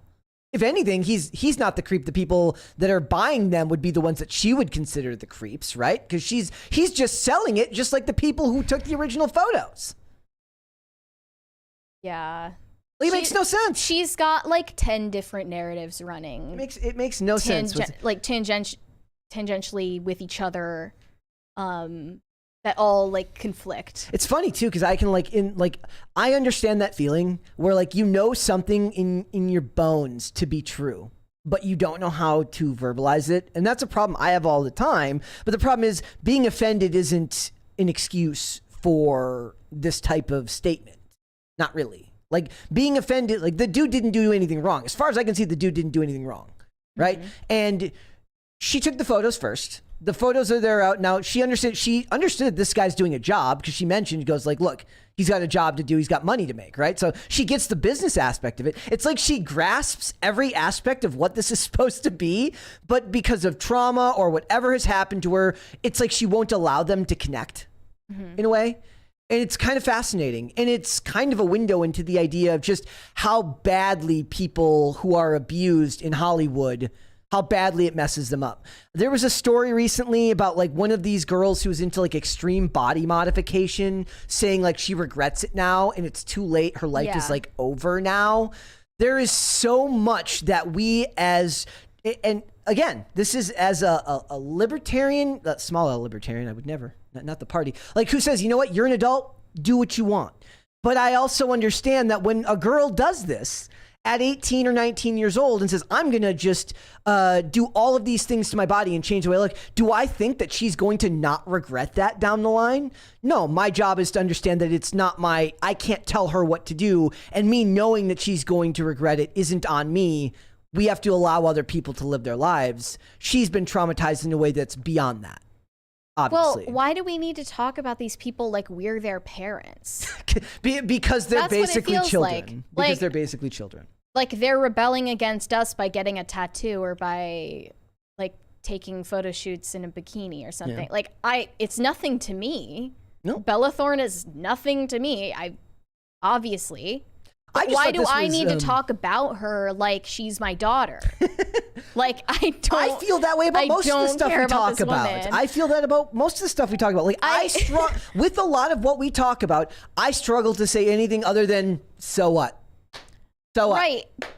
I guess why it's important to talk about it is because this, like Bella Thorne influences people who are nothing like her. So like people who don't have the actual excuse to act like this, then act like this. Yeah. People who didn't go through anything that Bella Thorne went through that made her this unhinged. Absolutely. Are acting equally unhinged. So because like, their dad yelled at them when they were younger. And everyone has to be like equally a victim. Like, okay, another question that this interviewer asked her at Sundance is, what parts of your job aren't working so well? And she said, being ridiculed for stepping outside of the house, trying to live my life or do something privately and not being able to have my own thoughts or opinions. She obviously thinks that she has no right to privacy or self-possession. So when someone is shoving photos of her in a bikini in her face, she basically demonizes that one person as representing the entire problem of her industry. I'm picturing like... So she reacts that way. It's emotional. I'm picturing the women of the adult film industry at like their conventions turning away people coming to get naked photos of them signed and saying, I did not... They're just better actresses. They are. I bet they hate those people just as much, but they're better actresses. They're better capitalists. They're better at actually dissociating their feelings. Yeah. Which is a bad thing. I'm saying it's a bad thing, but... They're better capitalists. It's just not good for them as people. Yeah, like, it depends on, like, how good you are at dissociating. Yeah. Like, that's literally it. Yep. Clearly, Bella Thorne isn't good at it, which might be a good sign. It might be a good sign that she hasn't fully lost herself.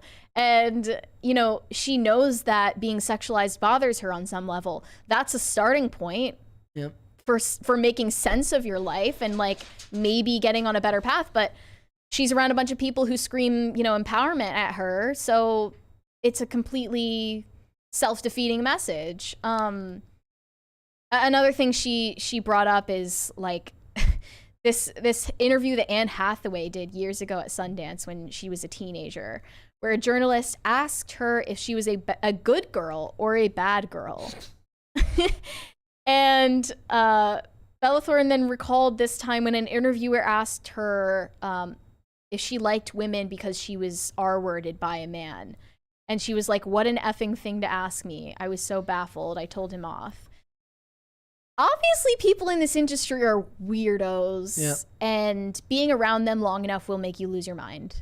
I love that they just tell people off for asking questions. But that question is a crazy question to ask. It's like that's a crazy thing to ask somebody. That you don't know. How long ago was that question?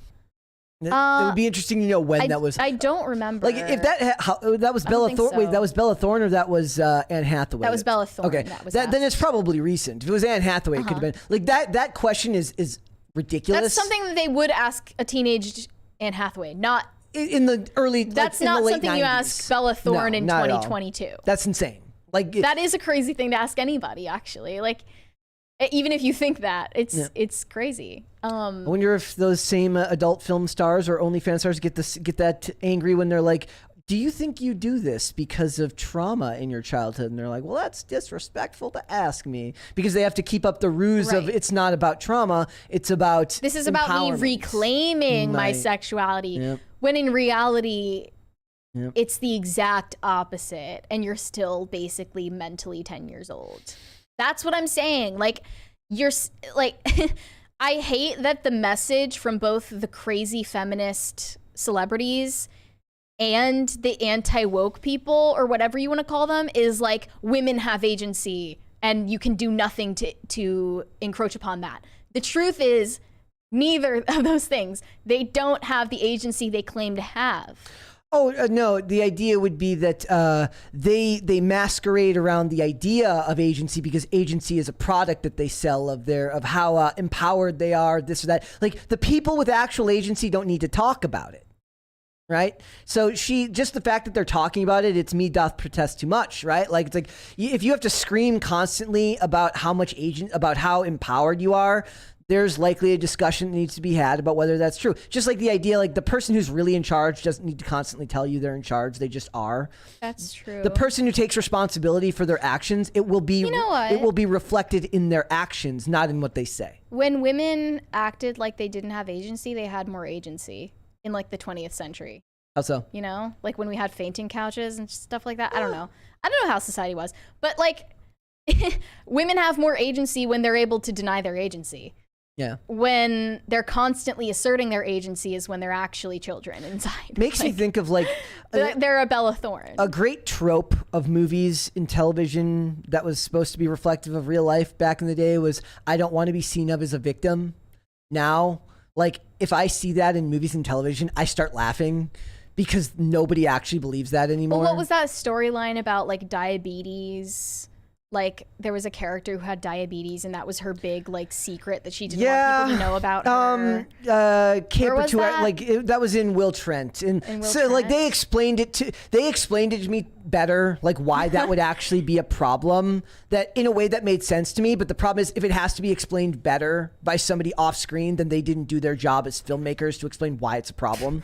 Does that make sense? Okay. Like the fear of needles, and that it could actually affect your job performance, which made sense at the time. It's still not going to make me watch the show because I think it was ass, but like that's the explanation that he gave made perfect sense. The problem is the filmmakers didn't convey that, so they didn't do their job properly. The people who explained it to me worked in the field, so they understood it, but you're not making it for the people that work in the field. You're making it for general audiences, so it has to be conveyed in a way that's plain enough for everybody to understand. Someone said Mary needs a fainting couch. I absolutely do. Wouldn't that be nice?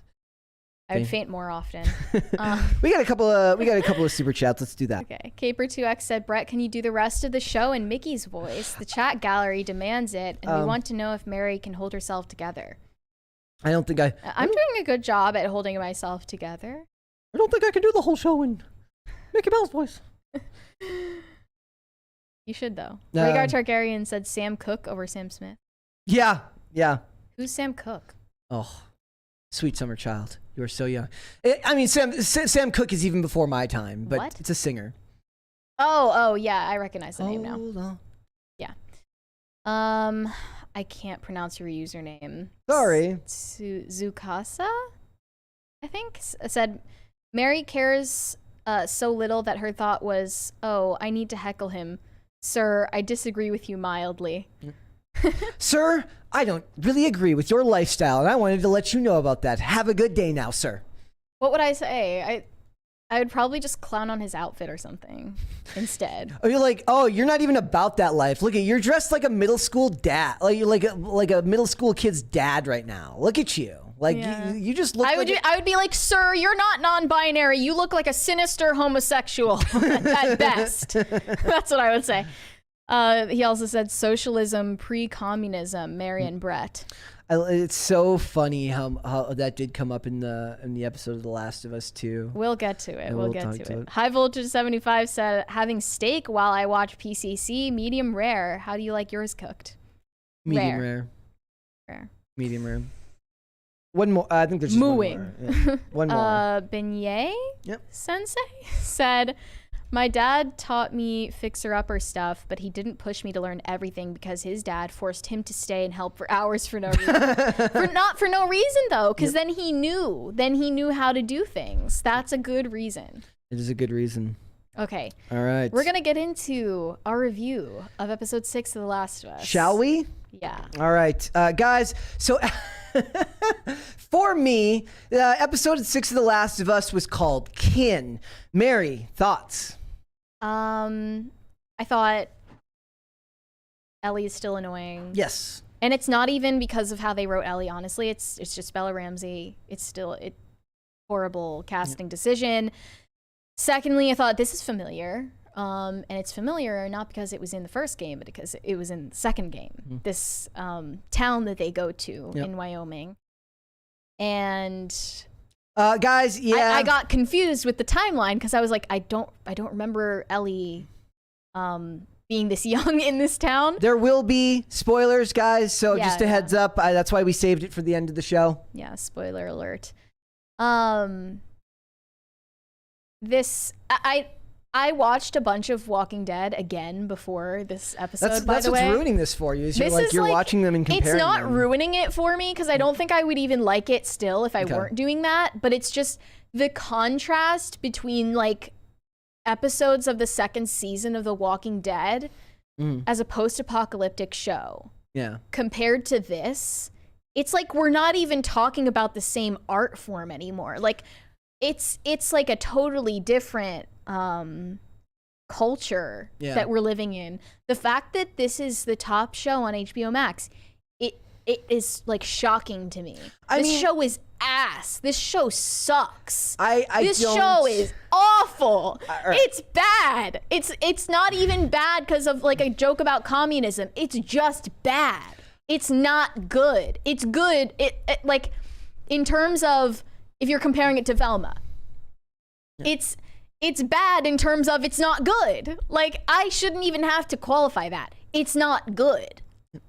Like, there's nothing about this episode to episode that has made me curious about what happens next at all. I would say that it is an average to below average show that has bright spots because Pedro Pascal continuously proves himself to be a fantastic actor. But you're right. The rest of it, honestly, he's whatever. Anytime, I don't even. This could solely be a preference thing. Anytime he is on screen, he shines a light on just how inadequate all of the people performing him around him are. The funny thing is this had a special guest appearance early on by Graham Greene, who is a fantastic actor. He's Marlon at the beginning of the episode when they're in the house. The guy who's with his wife. Yes. That guy. He plays an amazing bad guy on the show Longmire, and he's just a fantastic actor. But Gabriel Luna as Tommy, far better casting here than he was when he was in Terminator Dark Fate, that is for sure. Maybe it's I think the beard helps him. Like what would like the honest trailer for that show called him like discount like like genius bar employee or something. But I understand that when he's not on screen, it like heavily illuminates how average or in what you would say below average or bad the show is. I just see it as average. Pedro Pascal's okayness as an actor is highlighted by the fact that everyone else sucks. I wouldn't say he's freaking amazing, show-stopping, revolutionary. His scenes with it's inoffensive. All his scenes with Tommy right? Like where Okay. he actually gets to emote. He is leagues above everyone else. I also think that there was a good amount of detail paid to the fact that once they leave, right, and they're on the road again and they're on the horse, he's actually smiling because he's made the decision to stay with her when he had the out to leave. These types of small details, the ones that matter to me, I understand aren't necessarily going to matter to everyone else. So, like, if we're taking the 30,000 foot view, there are no cordyceps, there's no action, Literally zero action. Our one sorry excuse for an action end. scene Yeah. was at East Columbia University, right? Yeah. Or was it something else? It was something else, but I Colorado? Yeah, something like that. Something, I don't know. They were at this university campus. First of all, I wanted to see more of the monkeys, but we can't spend too much money on CGI monkeys, Yeah, I guess. I know, right? Stingy HBO Max. Can't have real monkeys. That's too bad. The one sorry excuse for an action scene is that a few guys come up and get into a little tussle with Joel, and then they ride off on their horse. That's literally it. Yep. There's nothing else. This is a zombie apocalypse show. One that in the video game had like almost constant action scenes. And as because somebody that's who, how a like, game works. It involves you. I love good, well done dialogue and scenes between characters. And when Joel's on screen, I like it. The rest of it Look at is The Walking very- Dead, though. the, Constant action, constant drama. It the, was done amazingly well, and you can include both. You can even make them both happen at the same time. Yeah. In fact, like, action scenes in The Walking Dead were used to illustrate the dynamics between different characters, like Yeah. betrayals. I don't know if that's the fact that's just that Craig Mazin, the guy who's doing this, it's just not the route he wanted to go here. I think for people that are watching this, what you have to decide is like, is action a big thing for you? Like if it's not, if you're like me and you don't need it, and you find a bright spot of something you like, in this case for me, it's Pedro Pascal's performance, like then I can find something to like about it. This is me in a nutshell with everything that we watch. I can find something to like in just about everything, but every scene where he's not on screen, like the scene between Ellie and Maria was insufferable and annoying and didn't do very well. Let's talk about the communism part. That was funny. We'll move the discussion there. Right. That was like where basically Maria girl bosses and brings up the word democracy, which I roll my eyes anytime I hear democracy or fascism in movies and television. But she's a duly elected girl boss who admits to being a communist, but Joel later admits that wouldn't work because America was too big. That was kind of interesting. Because Okay. it wouldn't work because America was too big. And then he mentions... But then when Joel is talking to Ellie later when they're alone, he talks about like the fact that he was a contractor, and he said the way that the world worked was that some people had all the wealth and other people had none of it. He says some people wanted to own everything and some people didn't want anyone to own anything at all. Take that, Klaus Schwab. That's not anti-communism. It's, That's him literally no. saying the same thing that the communists are saying. But his point is that I wasn't... She says, what side were you on? He says, I wasn't on the side. I just did my job.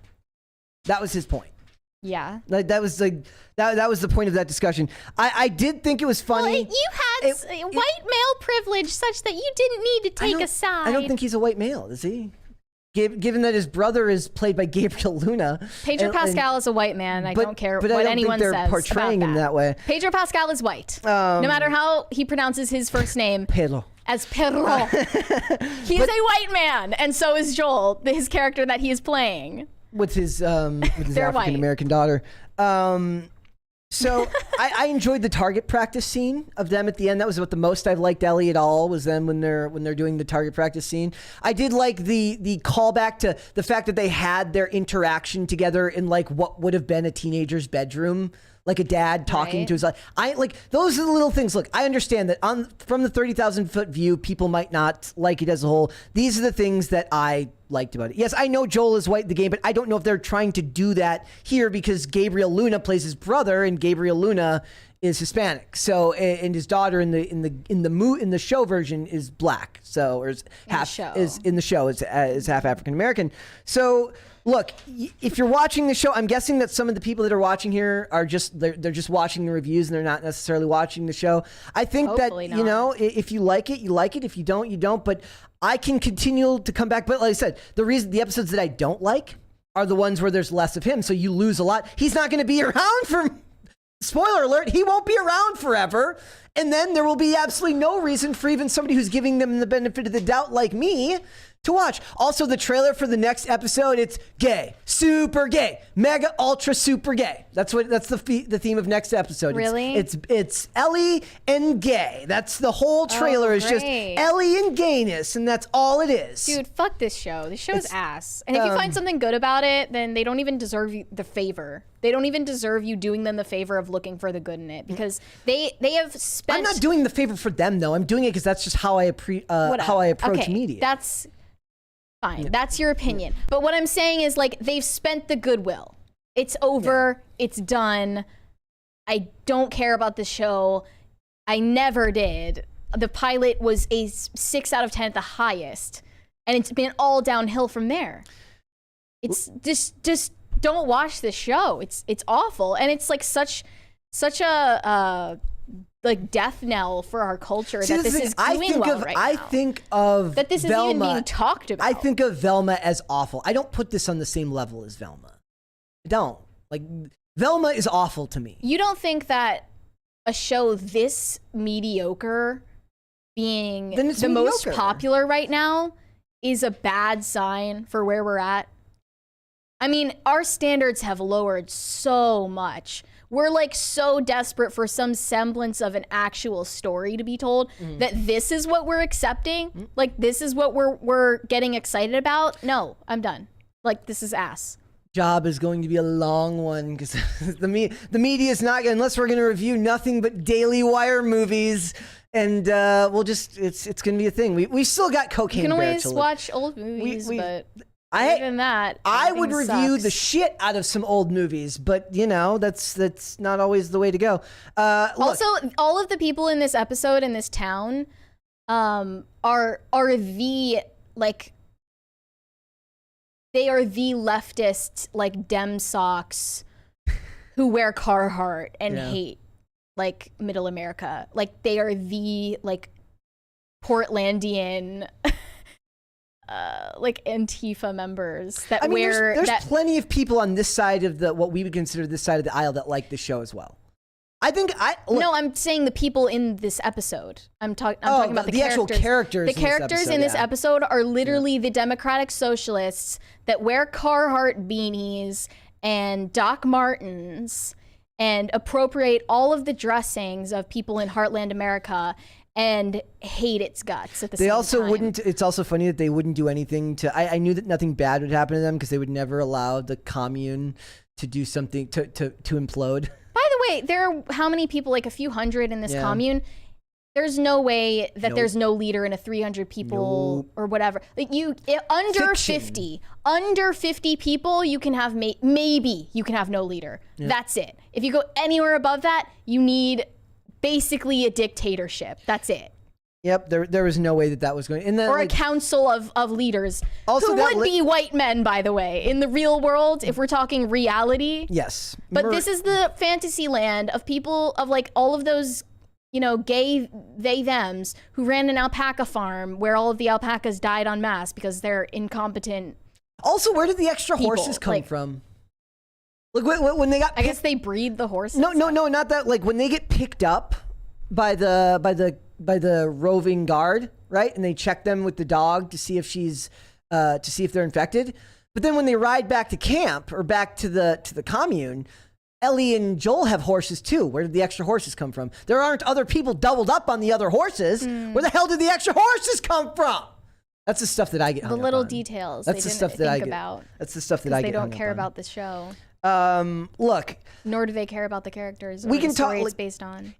If you guys look, it's not in me to just constantly like rag on literally everything. Like I have to at least look for something to enjoy. And If I there think were that, something to enjoy, I would be pointing it out. Trust me. but we like, okay, then you have higher standards than me. That's fine. That's what it is. I disagree that I don't think that Joel's performance was just average. I think that his performance shines a light on just how average or below average everyone else is in the show. How forgettable they are as actors. I'm not going to call his performance average. It is above average. However, that should not be something we're like salivating over.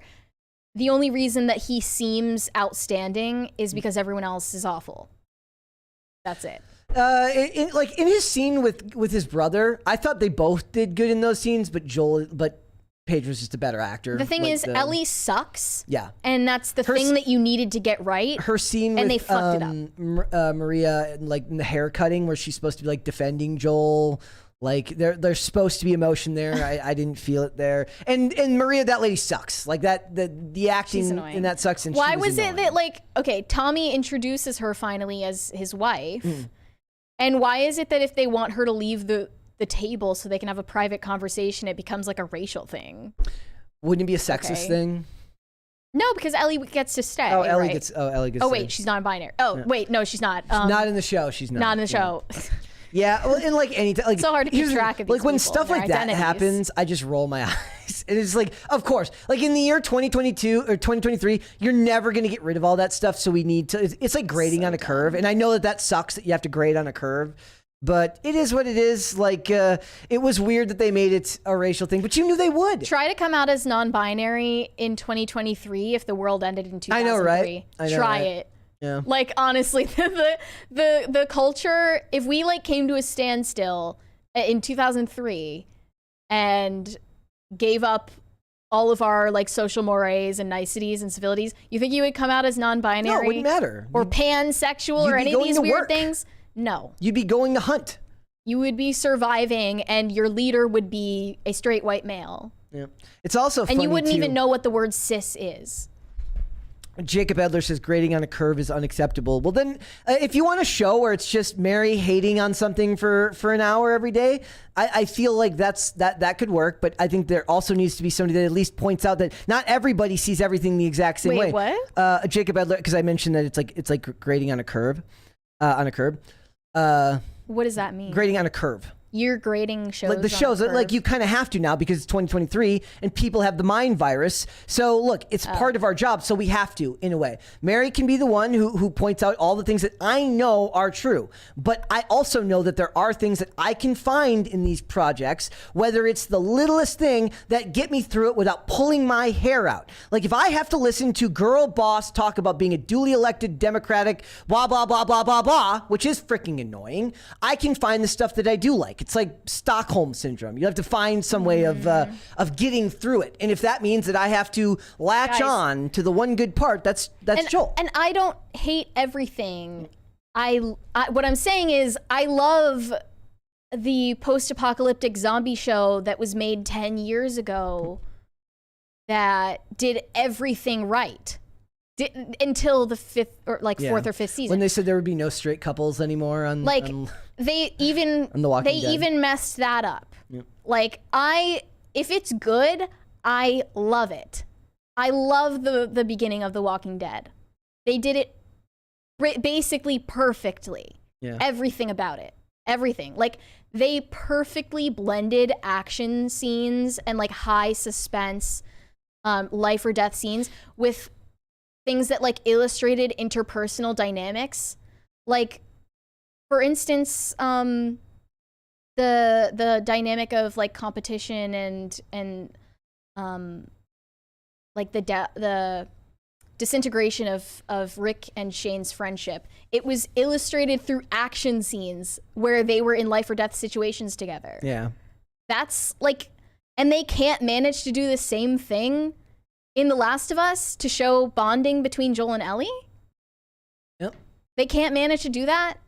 Yeah, the thing Seriously? about their relationship is it still feels distant. They've tried, like it feels like they're doing what they need to do, but it's just not hitting. Like they're doing what they need to do. Like they're going through things together. This one, she's like, everybody leaves me. He decides not to leave her. On paper, they did the right thing, but it's not landing. But that's because it requires both of them to pull that performance off, and I just don't think they do. I feel like they chose Bella Ramsey specifically because she would piss people off on the internet. Maybe. And she's the woke choice. I mean, what was it? She was a Game of Thrones actor before this? She was chosen for Game of Thrones because she looks looks like her parents are related. Okay, yeah. That's it. So it is what it like. Again, Mary will say probably not a recommend. I'm guessing not a recommend. No, I say like if you're like me and if you watch the show, then you've been able to discern like who your tastes are more like. Do you have tastes similar to Mary, or do you have tastes similar to mine, where you can look for something that you like in something like this? There's an argument to be made that I am like doing this for work, so like why would you waste your time to just look for something that you like in something that you're not sure if you even want to watch? I understand that, but I'm just giving you my thoughts on what I liked about it. If you enjoy a lead actor giving a really, really good performance and you can overlook the rest of it, then maybe this is for you. Otherwise, maybe it's not. I've recently started watching the 1996 series The Pretender, starring Michael T. Weiss, which is just corny and cheesy, and it rules. What's it about? He's a guy who's like he's a guy, and he was raised in this like center that teaches kids with prodigious abilities to be pretenders. So he can do any job just by he can fake it at any job just by reading about it. And wait, that hits too close to home. We're literally there now. Yeah, everyone is underqualified and thinks that they have imposter syndrome now. He's got so he goes to like in this first job, in the first episode, he's just a surgeon because he just read about it and learned how to be a surgeon. It's very, very cheesy, and it's super 1996. Like there's even characters smoking cigarettes, which is why really would they funny. teach you how to be a con artist? How does it help them? Because they use them to in the show as kids. They learn these skills so that they can simulate things that they could do for the military. So it's like, how could we, they show a scene where he's trying to recreate JFK's assassination, and they prove that it couldn't just be one person, it had to be two people. So there's they have military contracts and stuff like this. And it's very cheesy. It's very mid 90s, and I love it so far. Brett recommends Jingle. Oh, somebody I don't even know what they're talking about in the chat, but somebody mentioned Doogie Howser. Did you know that there's a woke Doogie Howser? I heard about that. With a Hawaiian girl. It's like Doogie Kamakona or something. Kamakona is the character from the Hawaii Five-0. But it's like woke Doogie Howser. It's getting a second season. I thought that one died on the vine. Where's that? It's Apple on TV. Disney Plus. Disney Plus, yeah. Ugh. So, all right, guys, let us go. We got some super chats before we go. Okay, Dollclick said, you guys are saving me so much time with these reviews. You guys are great. There is something magical about this show. There is nothing magical about The Last of Us. It's probably talking about our show. We're magical. We're magical, Mary. It's the combination of Mary hating it and me being like, it was fine. It's magical. Eric Wrights said, Brett sort of looks like Hardy. Wait in the Truck is such a good song. Keep up the great work. Who's that? I don't know who that is, but I'm going to attempt to not take offense and hope that it's not somebody awful looking. Bert Fegg said money for Brett to get new t-shirts. Yeah, because he throws away his t-shirts and doesn't wash them. That's not true. I throw away He wears them one time and throws them in the trash. My white shirts that I wear skating, I throw away because they're undershirts. Yes, I do that. Yeah. Actually, no, I've stopped. No, I told you that. I started buying bleach. So I just it actually gets them white again. So I actually haven't thrown out any of the white shirts in a while. If they're talking about the collar being loose, I just don't like super tight. I don't like shirts that choke me. Yeah. I used to cut the necks out of all my shirts. It was very hipster. Or you just have sensory issues. Well, I mean, I initially started doing that because it was a trend. People were just cutting the. Do you know what mountain tees are? Mountain tees are the shirts when you go to a campground and you get the shirt that has an artistic rendering of a bear howling or like a wolf howling at the moon as lightning shoots down. It's a style of t-shirt, but Mountain Tee is a company. Well, they always used to have really, really high necks on them. so that people would cut them out, and then it started just getting deeper and deeper. It's like you're wearing like a regular shirt and you still cut the neck out of it. So have you noticed that people like roll up their sleeves on a short sleeve shirt and then like put a bobby pin on it to keep it there? yeah. Yep. What's that about? I've used the bobby pin to like thin out a shirt that was too wide. Like, no, what I've never done though, because my shirts are too long, is the French tuck. I can't French tuck. I can't either. I think it's because I'm short and it doesn't look right on me. Same for me. I don't have any. I'm not like, ooh, look at my legs. They're so long. Like I'm a little hobbit. Same with me. Like I watch old episodes of. I buy V-necks for skating, guys. I don't wear V-necks for these types of shirts. I watch old episodes of Criminal Minds and Shamar Moore. He's just got the French tuck, and I'm just like, man, I can't pull off the French tuck. Sucks. I wish I could. Yeah. James Orenthal Wen said, I rolled my eyes at some of the lines, but still enjoyed most of this Last of Us episode. So what shows or movies does young May endorse as quintessential writing? What is the master class in movies and television for Mary? I'd have to come up with like a very well thought out list. I mean, I don't. That 10 Things I Hate About You? The movie 10 Things I Hate About You? I liked it. Yeah. That was a good movie. I don't know if it's like one of my favorites. Clueless? That was a really good movie, yeah. I just, my tastes aren't like things that are amazingly written or like technically correct. Yeah. Or like even like having like amazing cinematography. Well, it's just what I like. Yeah. And if it's distracted from itself, then I can't immerse myself in it. Like if it's distracted from even itself, if the writers are distracted from the story, I can't just look past that. Even the shows that I like tend to be from another time. So did the writers have those? I would bet you that like Hollywood writers are just as like progressive as they've always, at least the older ones were progressive for their time, right? It was just a different time.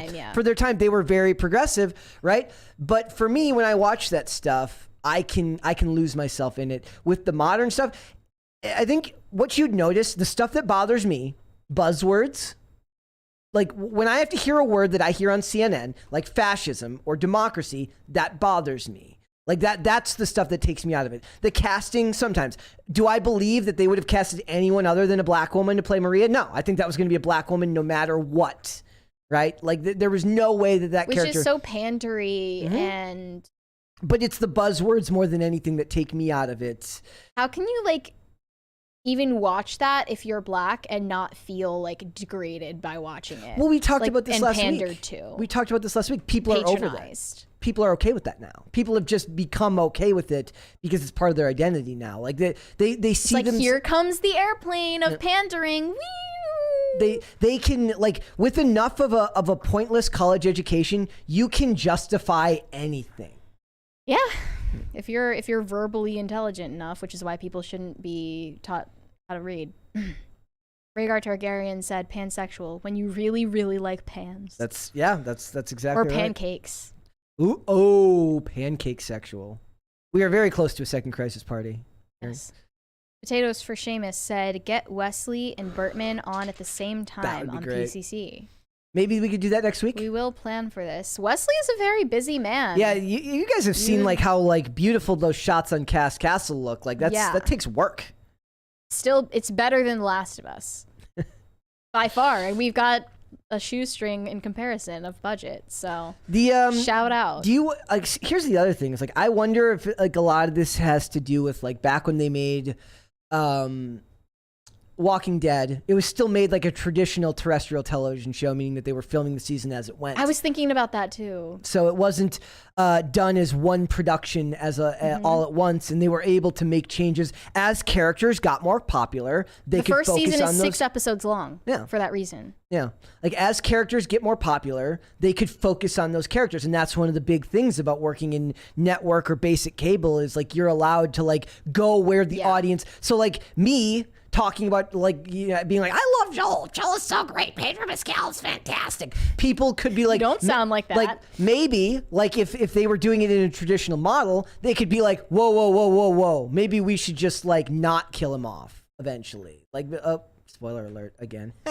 Sucks to be whoever didn't know that. You know what I mean? Like they could adjust, but they're not going to do that because they're going to go with the same business model that they've been using lately, which is to make everything in a bundle of 10 episodes and then not really take any feedback into account.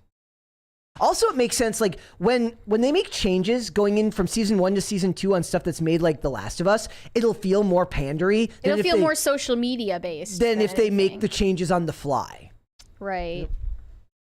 Yeah, and I was thinking about that. Like, people started hating The Walking Dead when it moved to streaming. Yeah.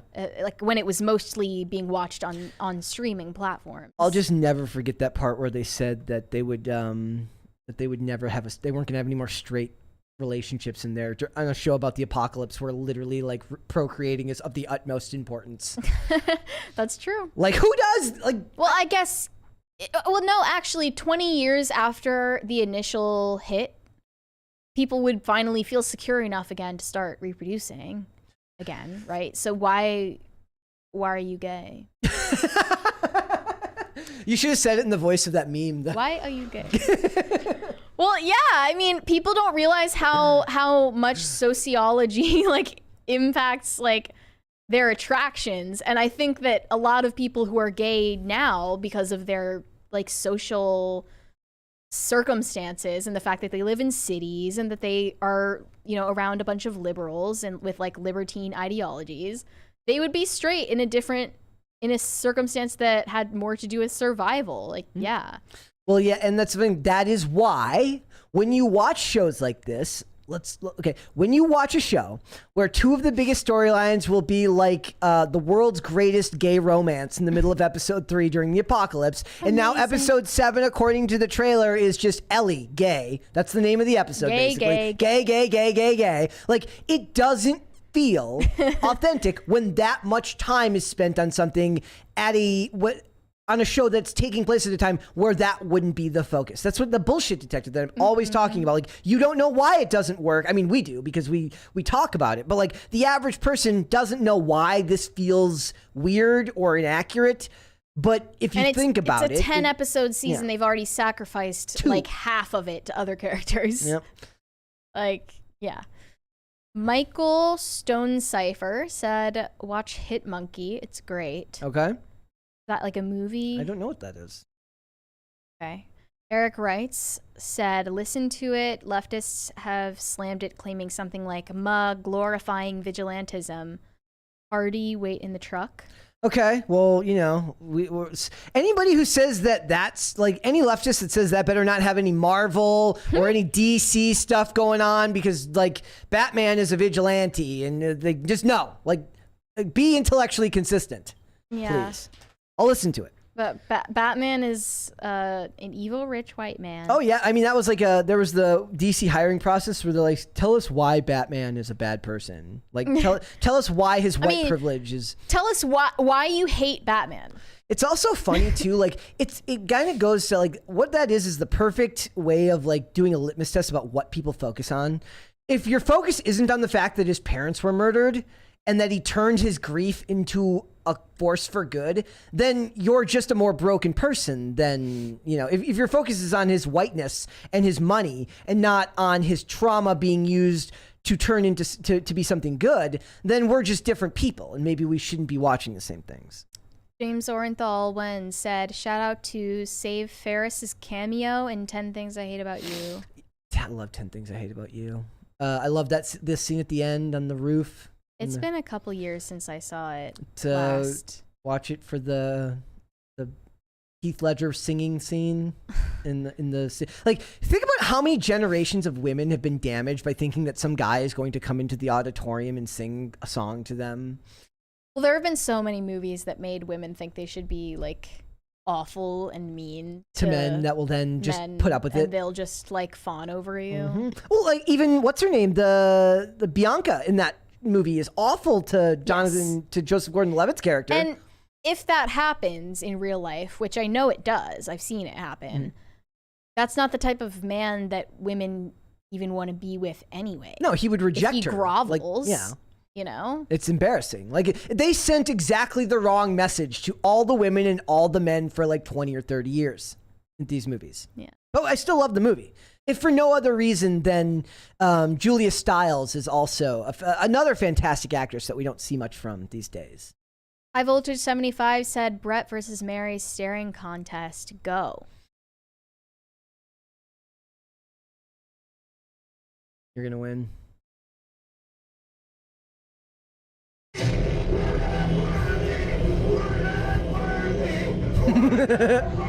Don't blink. Yeah. No, I didn't. Yes, I didn't. you did. I didn't. Yes, you did. I swear I didn't. Yes, No. you did. How do you not know who No stairway. Denied. Okay, if I took my contacts out, I would be able to. Might be hard. My contacts get dried out and weird. They like start moving around. Look, that's nothing. If you'd have seen Brett back in the day when he did drugs, that would have gone on for. I'm kidding. It's a joke. No, I mean, it's not a joke, but you know, don't glorify it. Mm-hmm.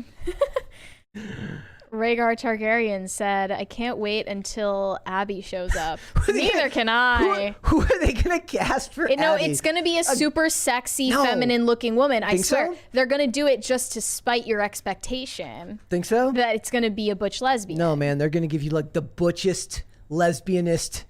No, because like, look what they're just gonna cast a guy. They're gonna just cast a guy. Look at what they did to Tess. Like, what if they just cast a guy? Like they just cast a guy and call it a girl. Straight up a dude. Just a dude. Or like, a non-binary maybe person. Like, they get The Rock to play Tess or to play Abby. It's not Tess. Like they get The Rock to play Abby, or they get who else? Justin Timberlake to play Abby. Justin Timberlake. Who could they get?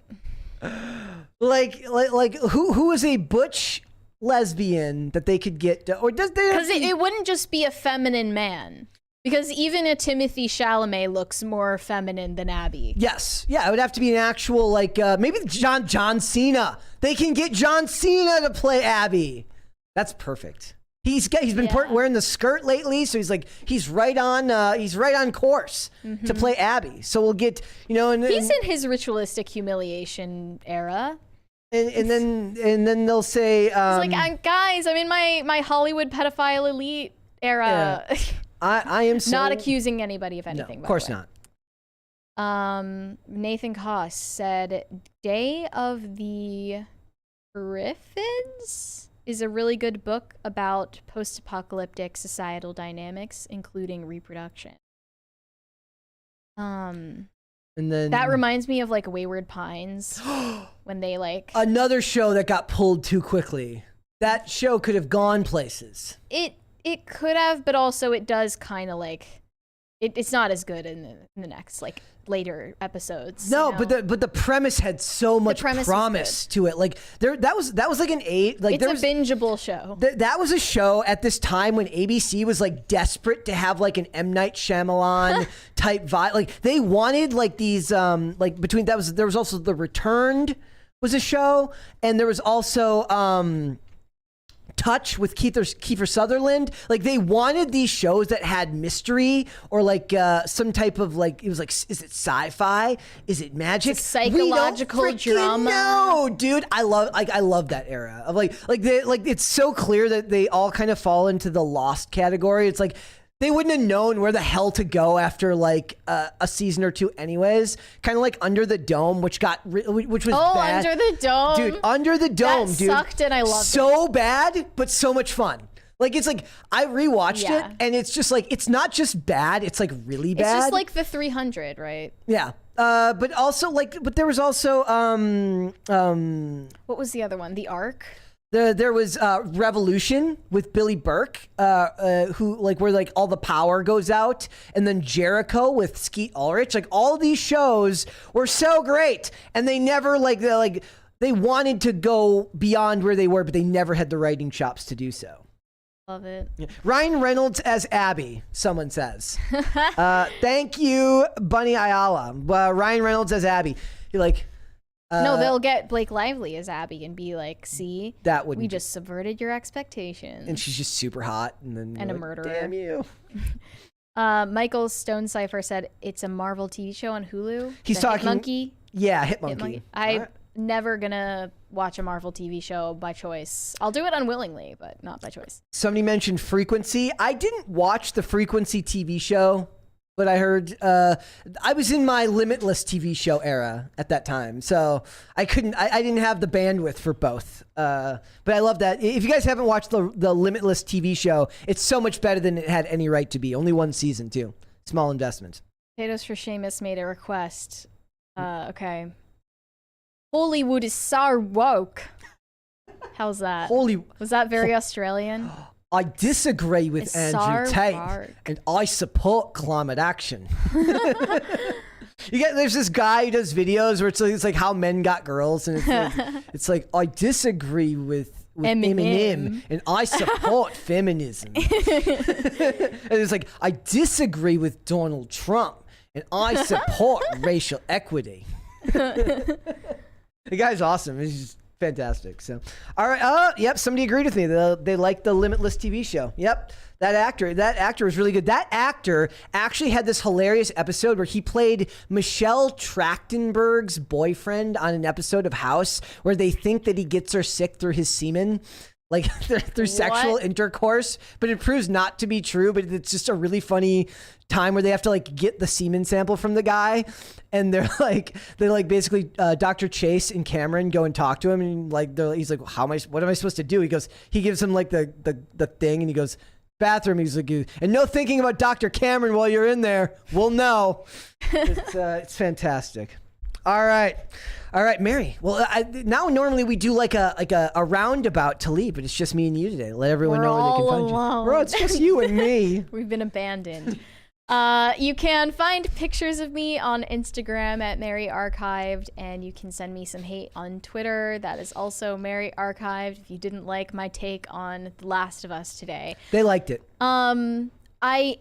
Since you guys had like a positive reaction to the idea of like a voicemail, like call-in show idea, where we like take your questions or like your opinions or whatever, basically like super chatting over the phone. I am gonna make a Google Voice number for that and shout it out. Yeah. All right. Oh, and there's one more there. Potatoes for Seamus said, Brett, now say maybe a dingo ate your baby as an Aussie. I don't know. I can only do the other. Maybe a dingo ate your baby. Ate your baby. I can only do the other one because I'm imitating something I've already heard. Like, I don't think I can just come up with it on the spot. Maybe a dingo ate your baby. Can't do it. I can't do it, guys. That's all right. I'm going to go watch Crocodile Dundee after this to make up for it. It's going to be fantastic.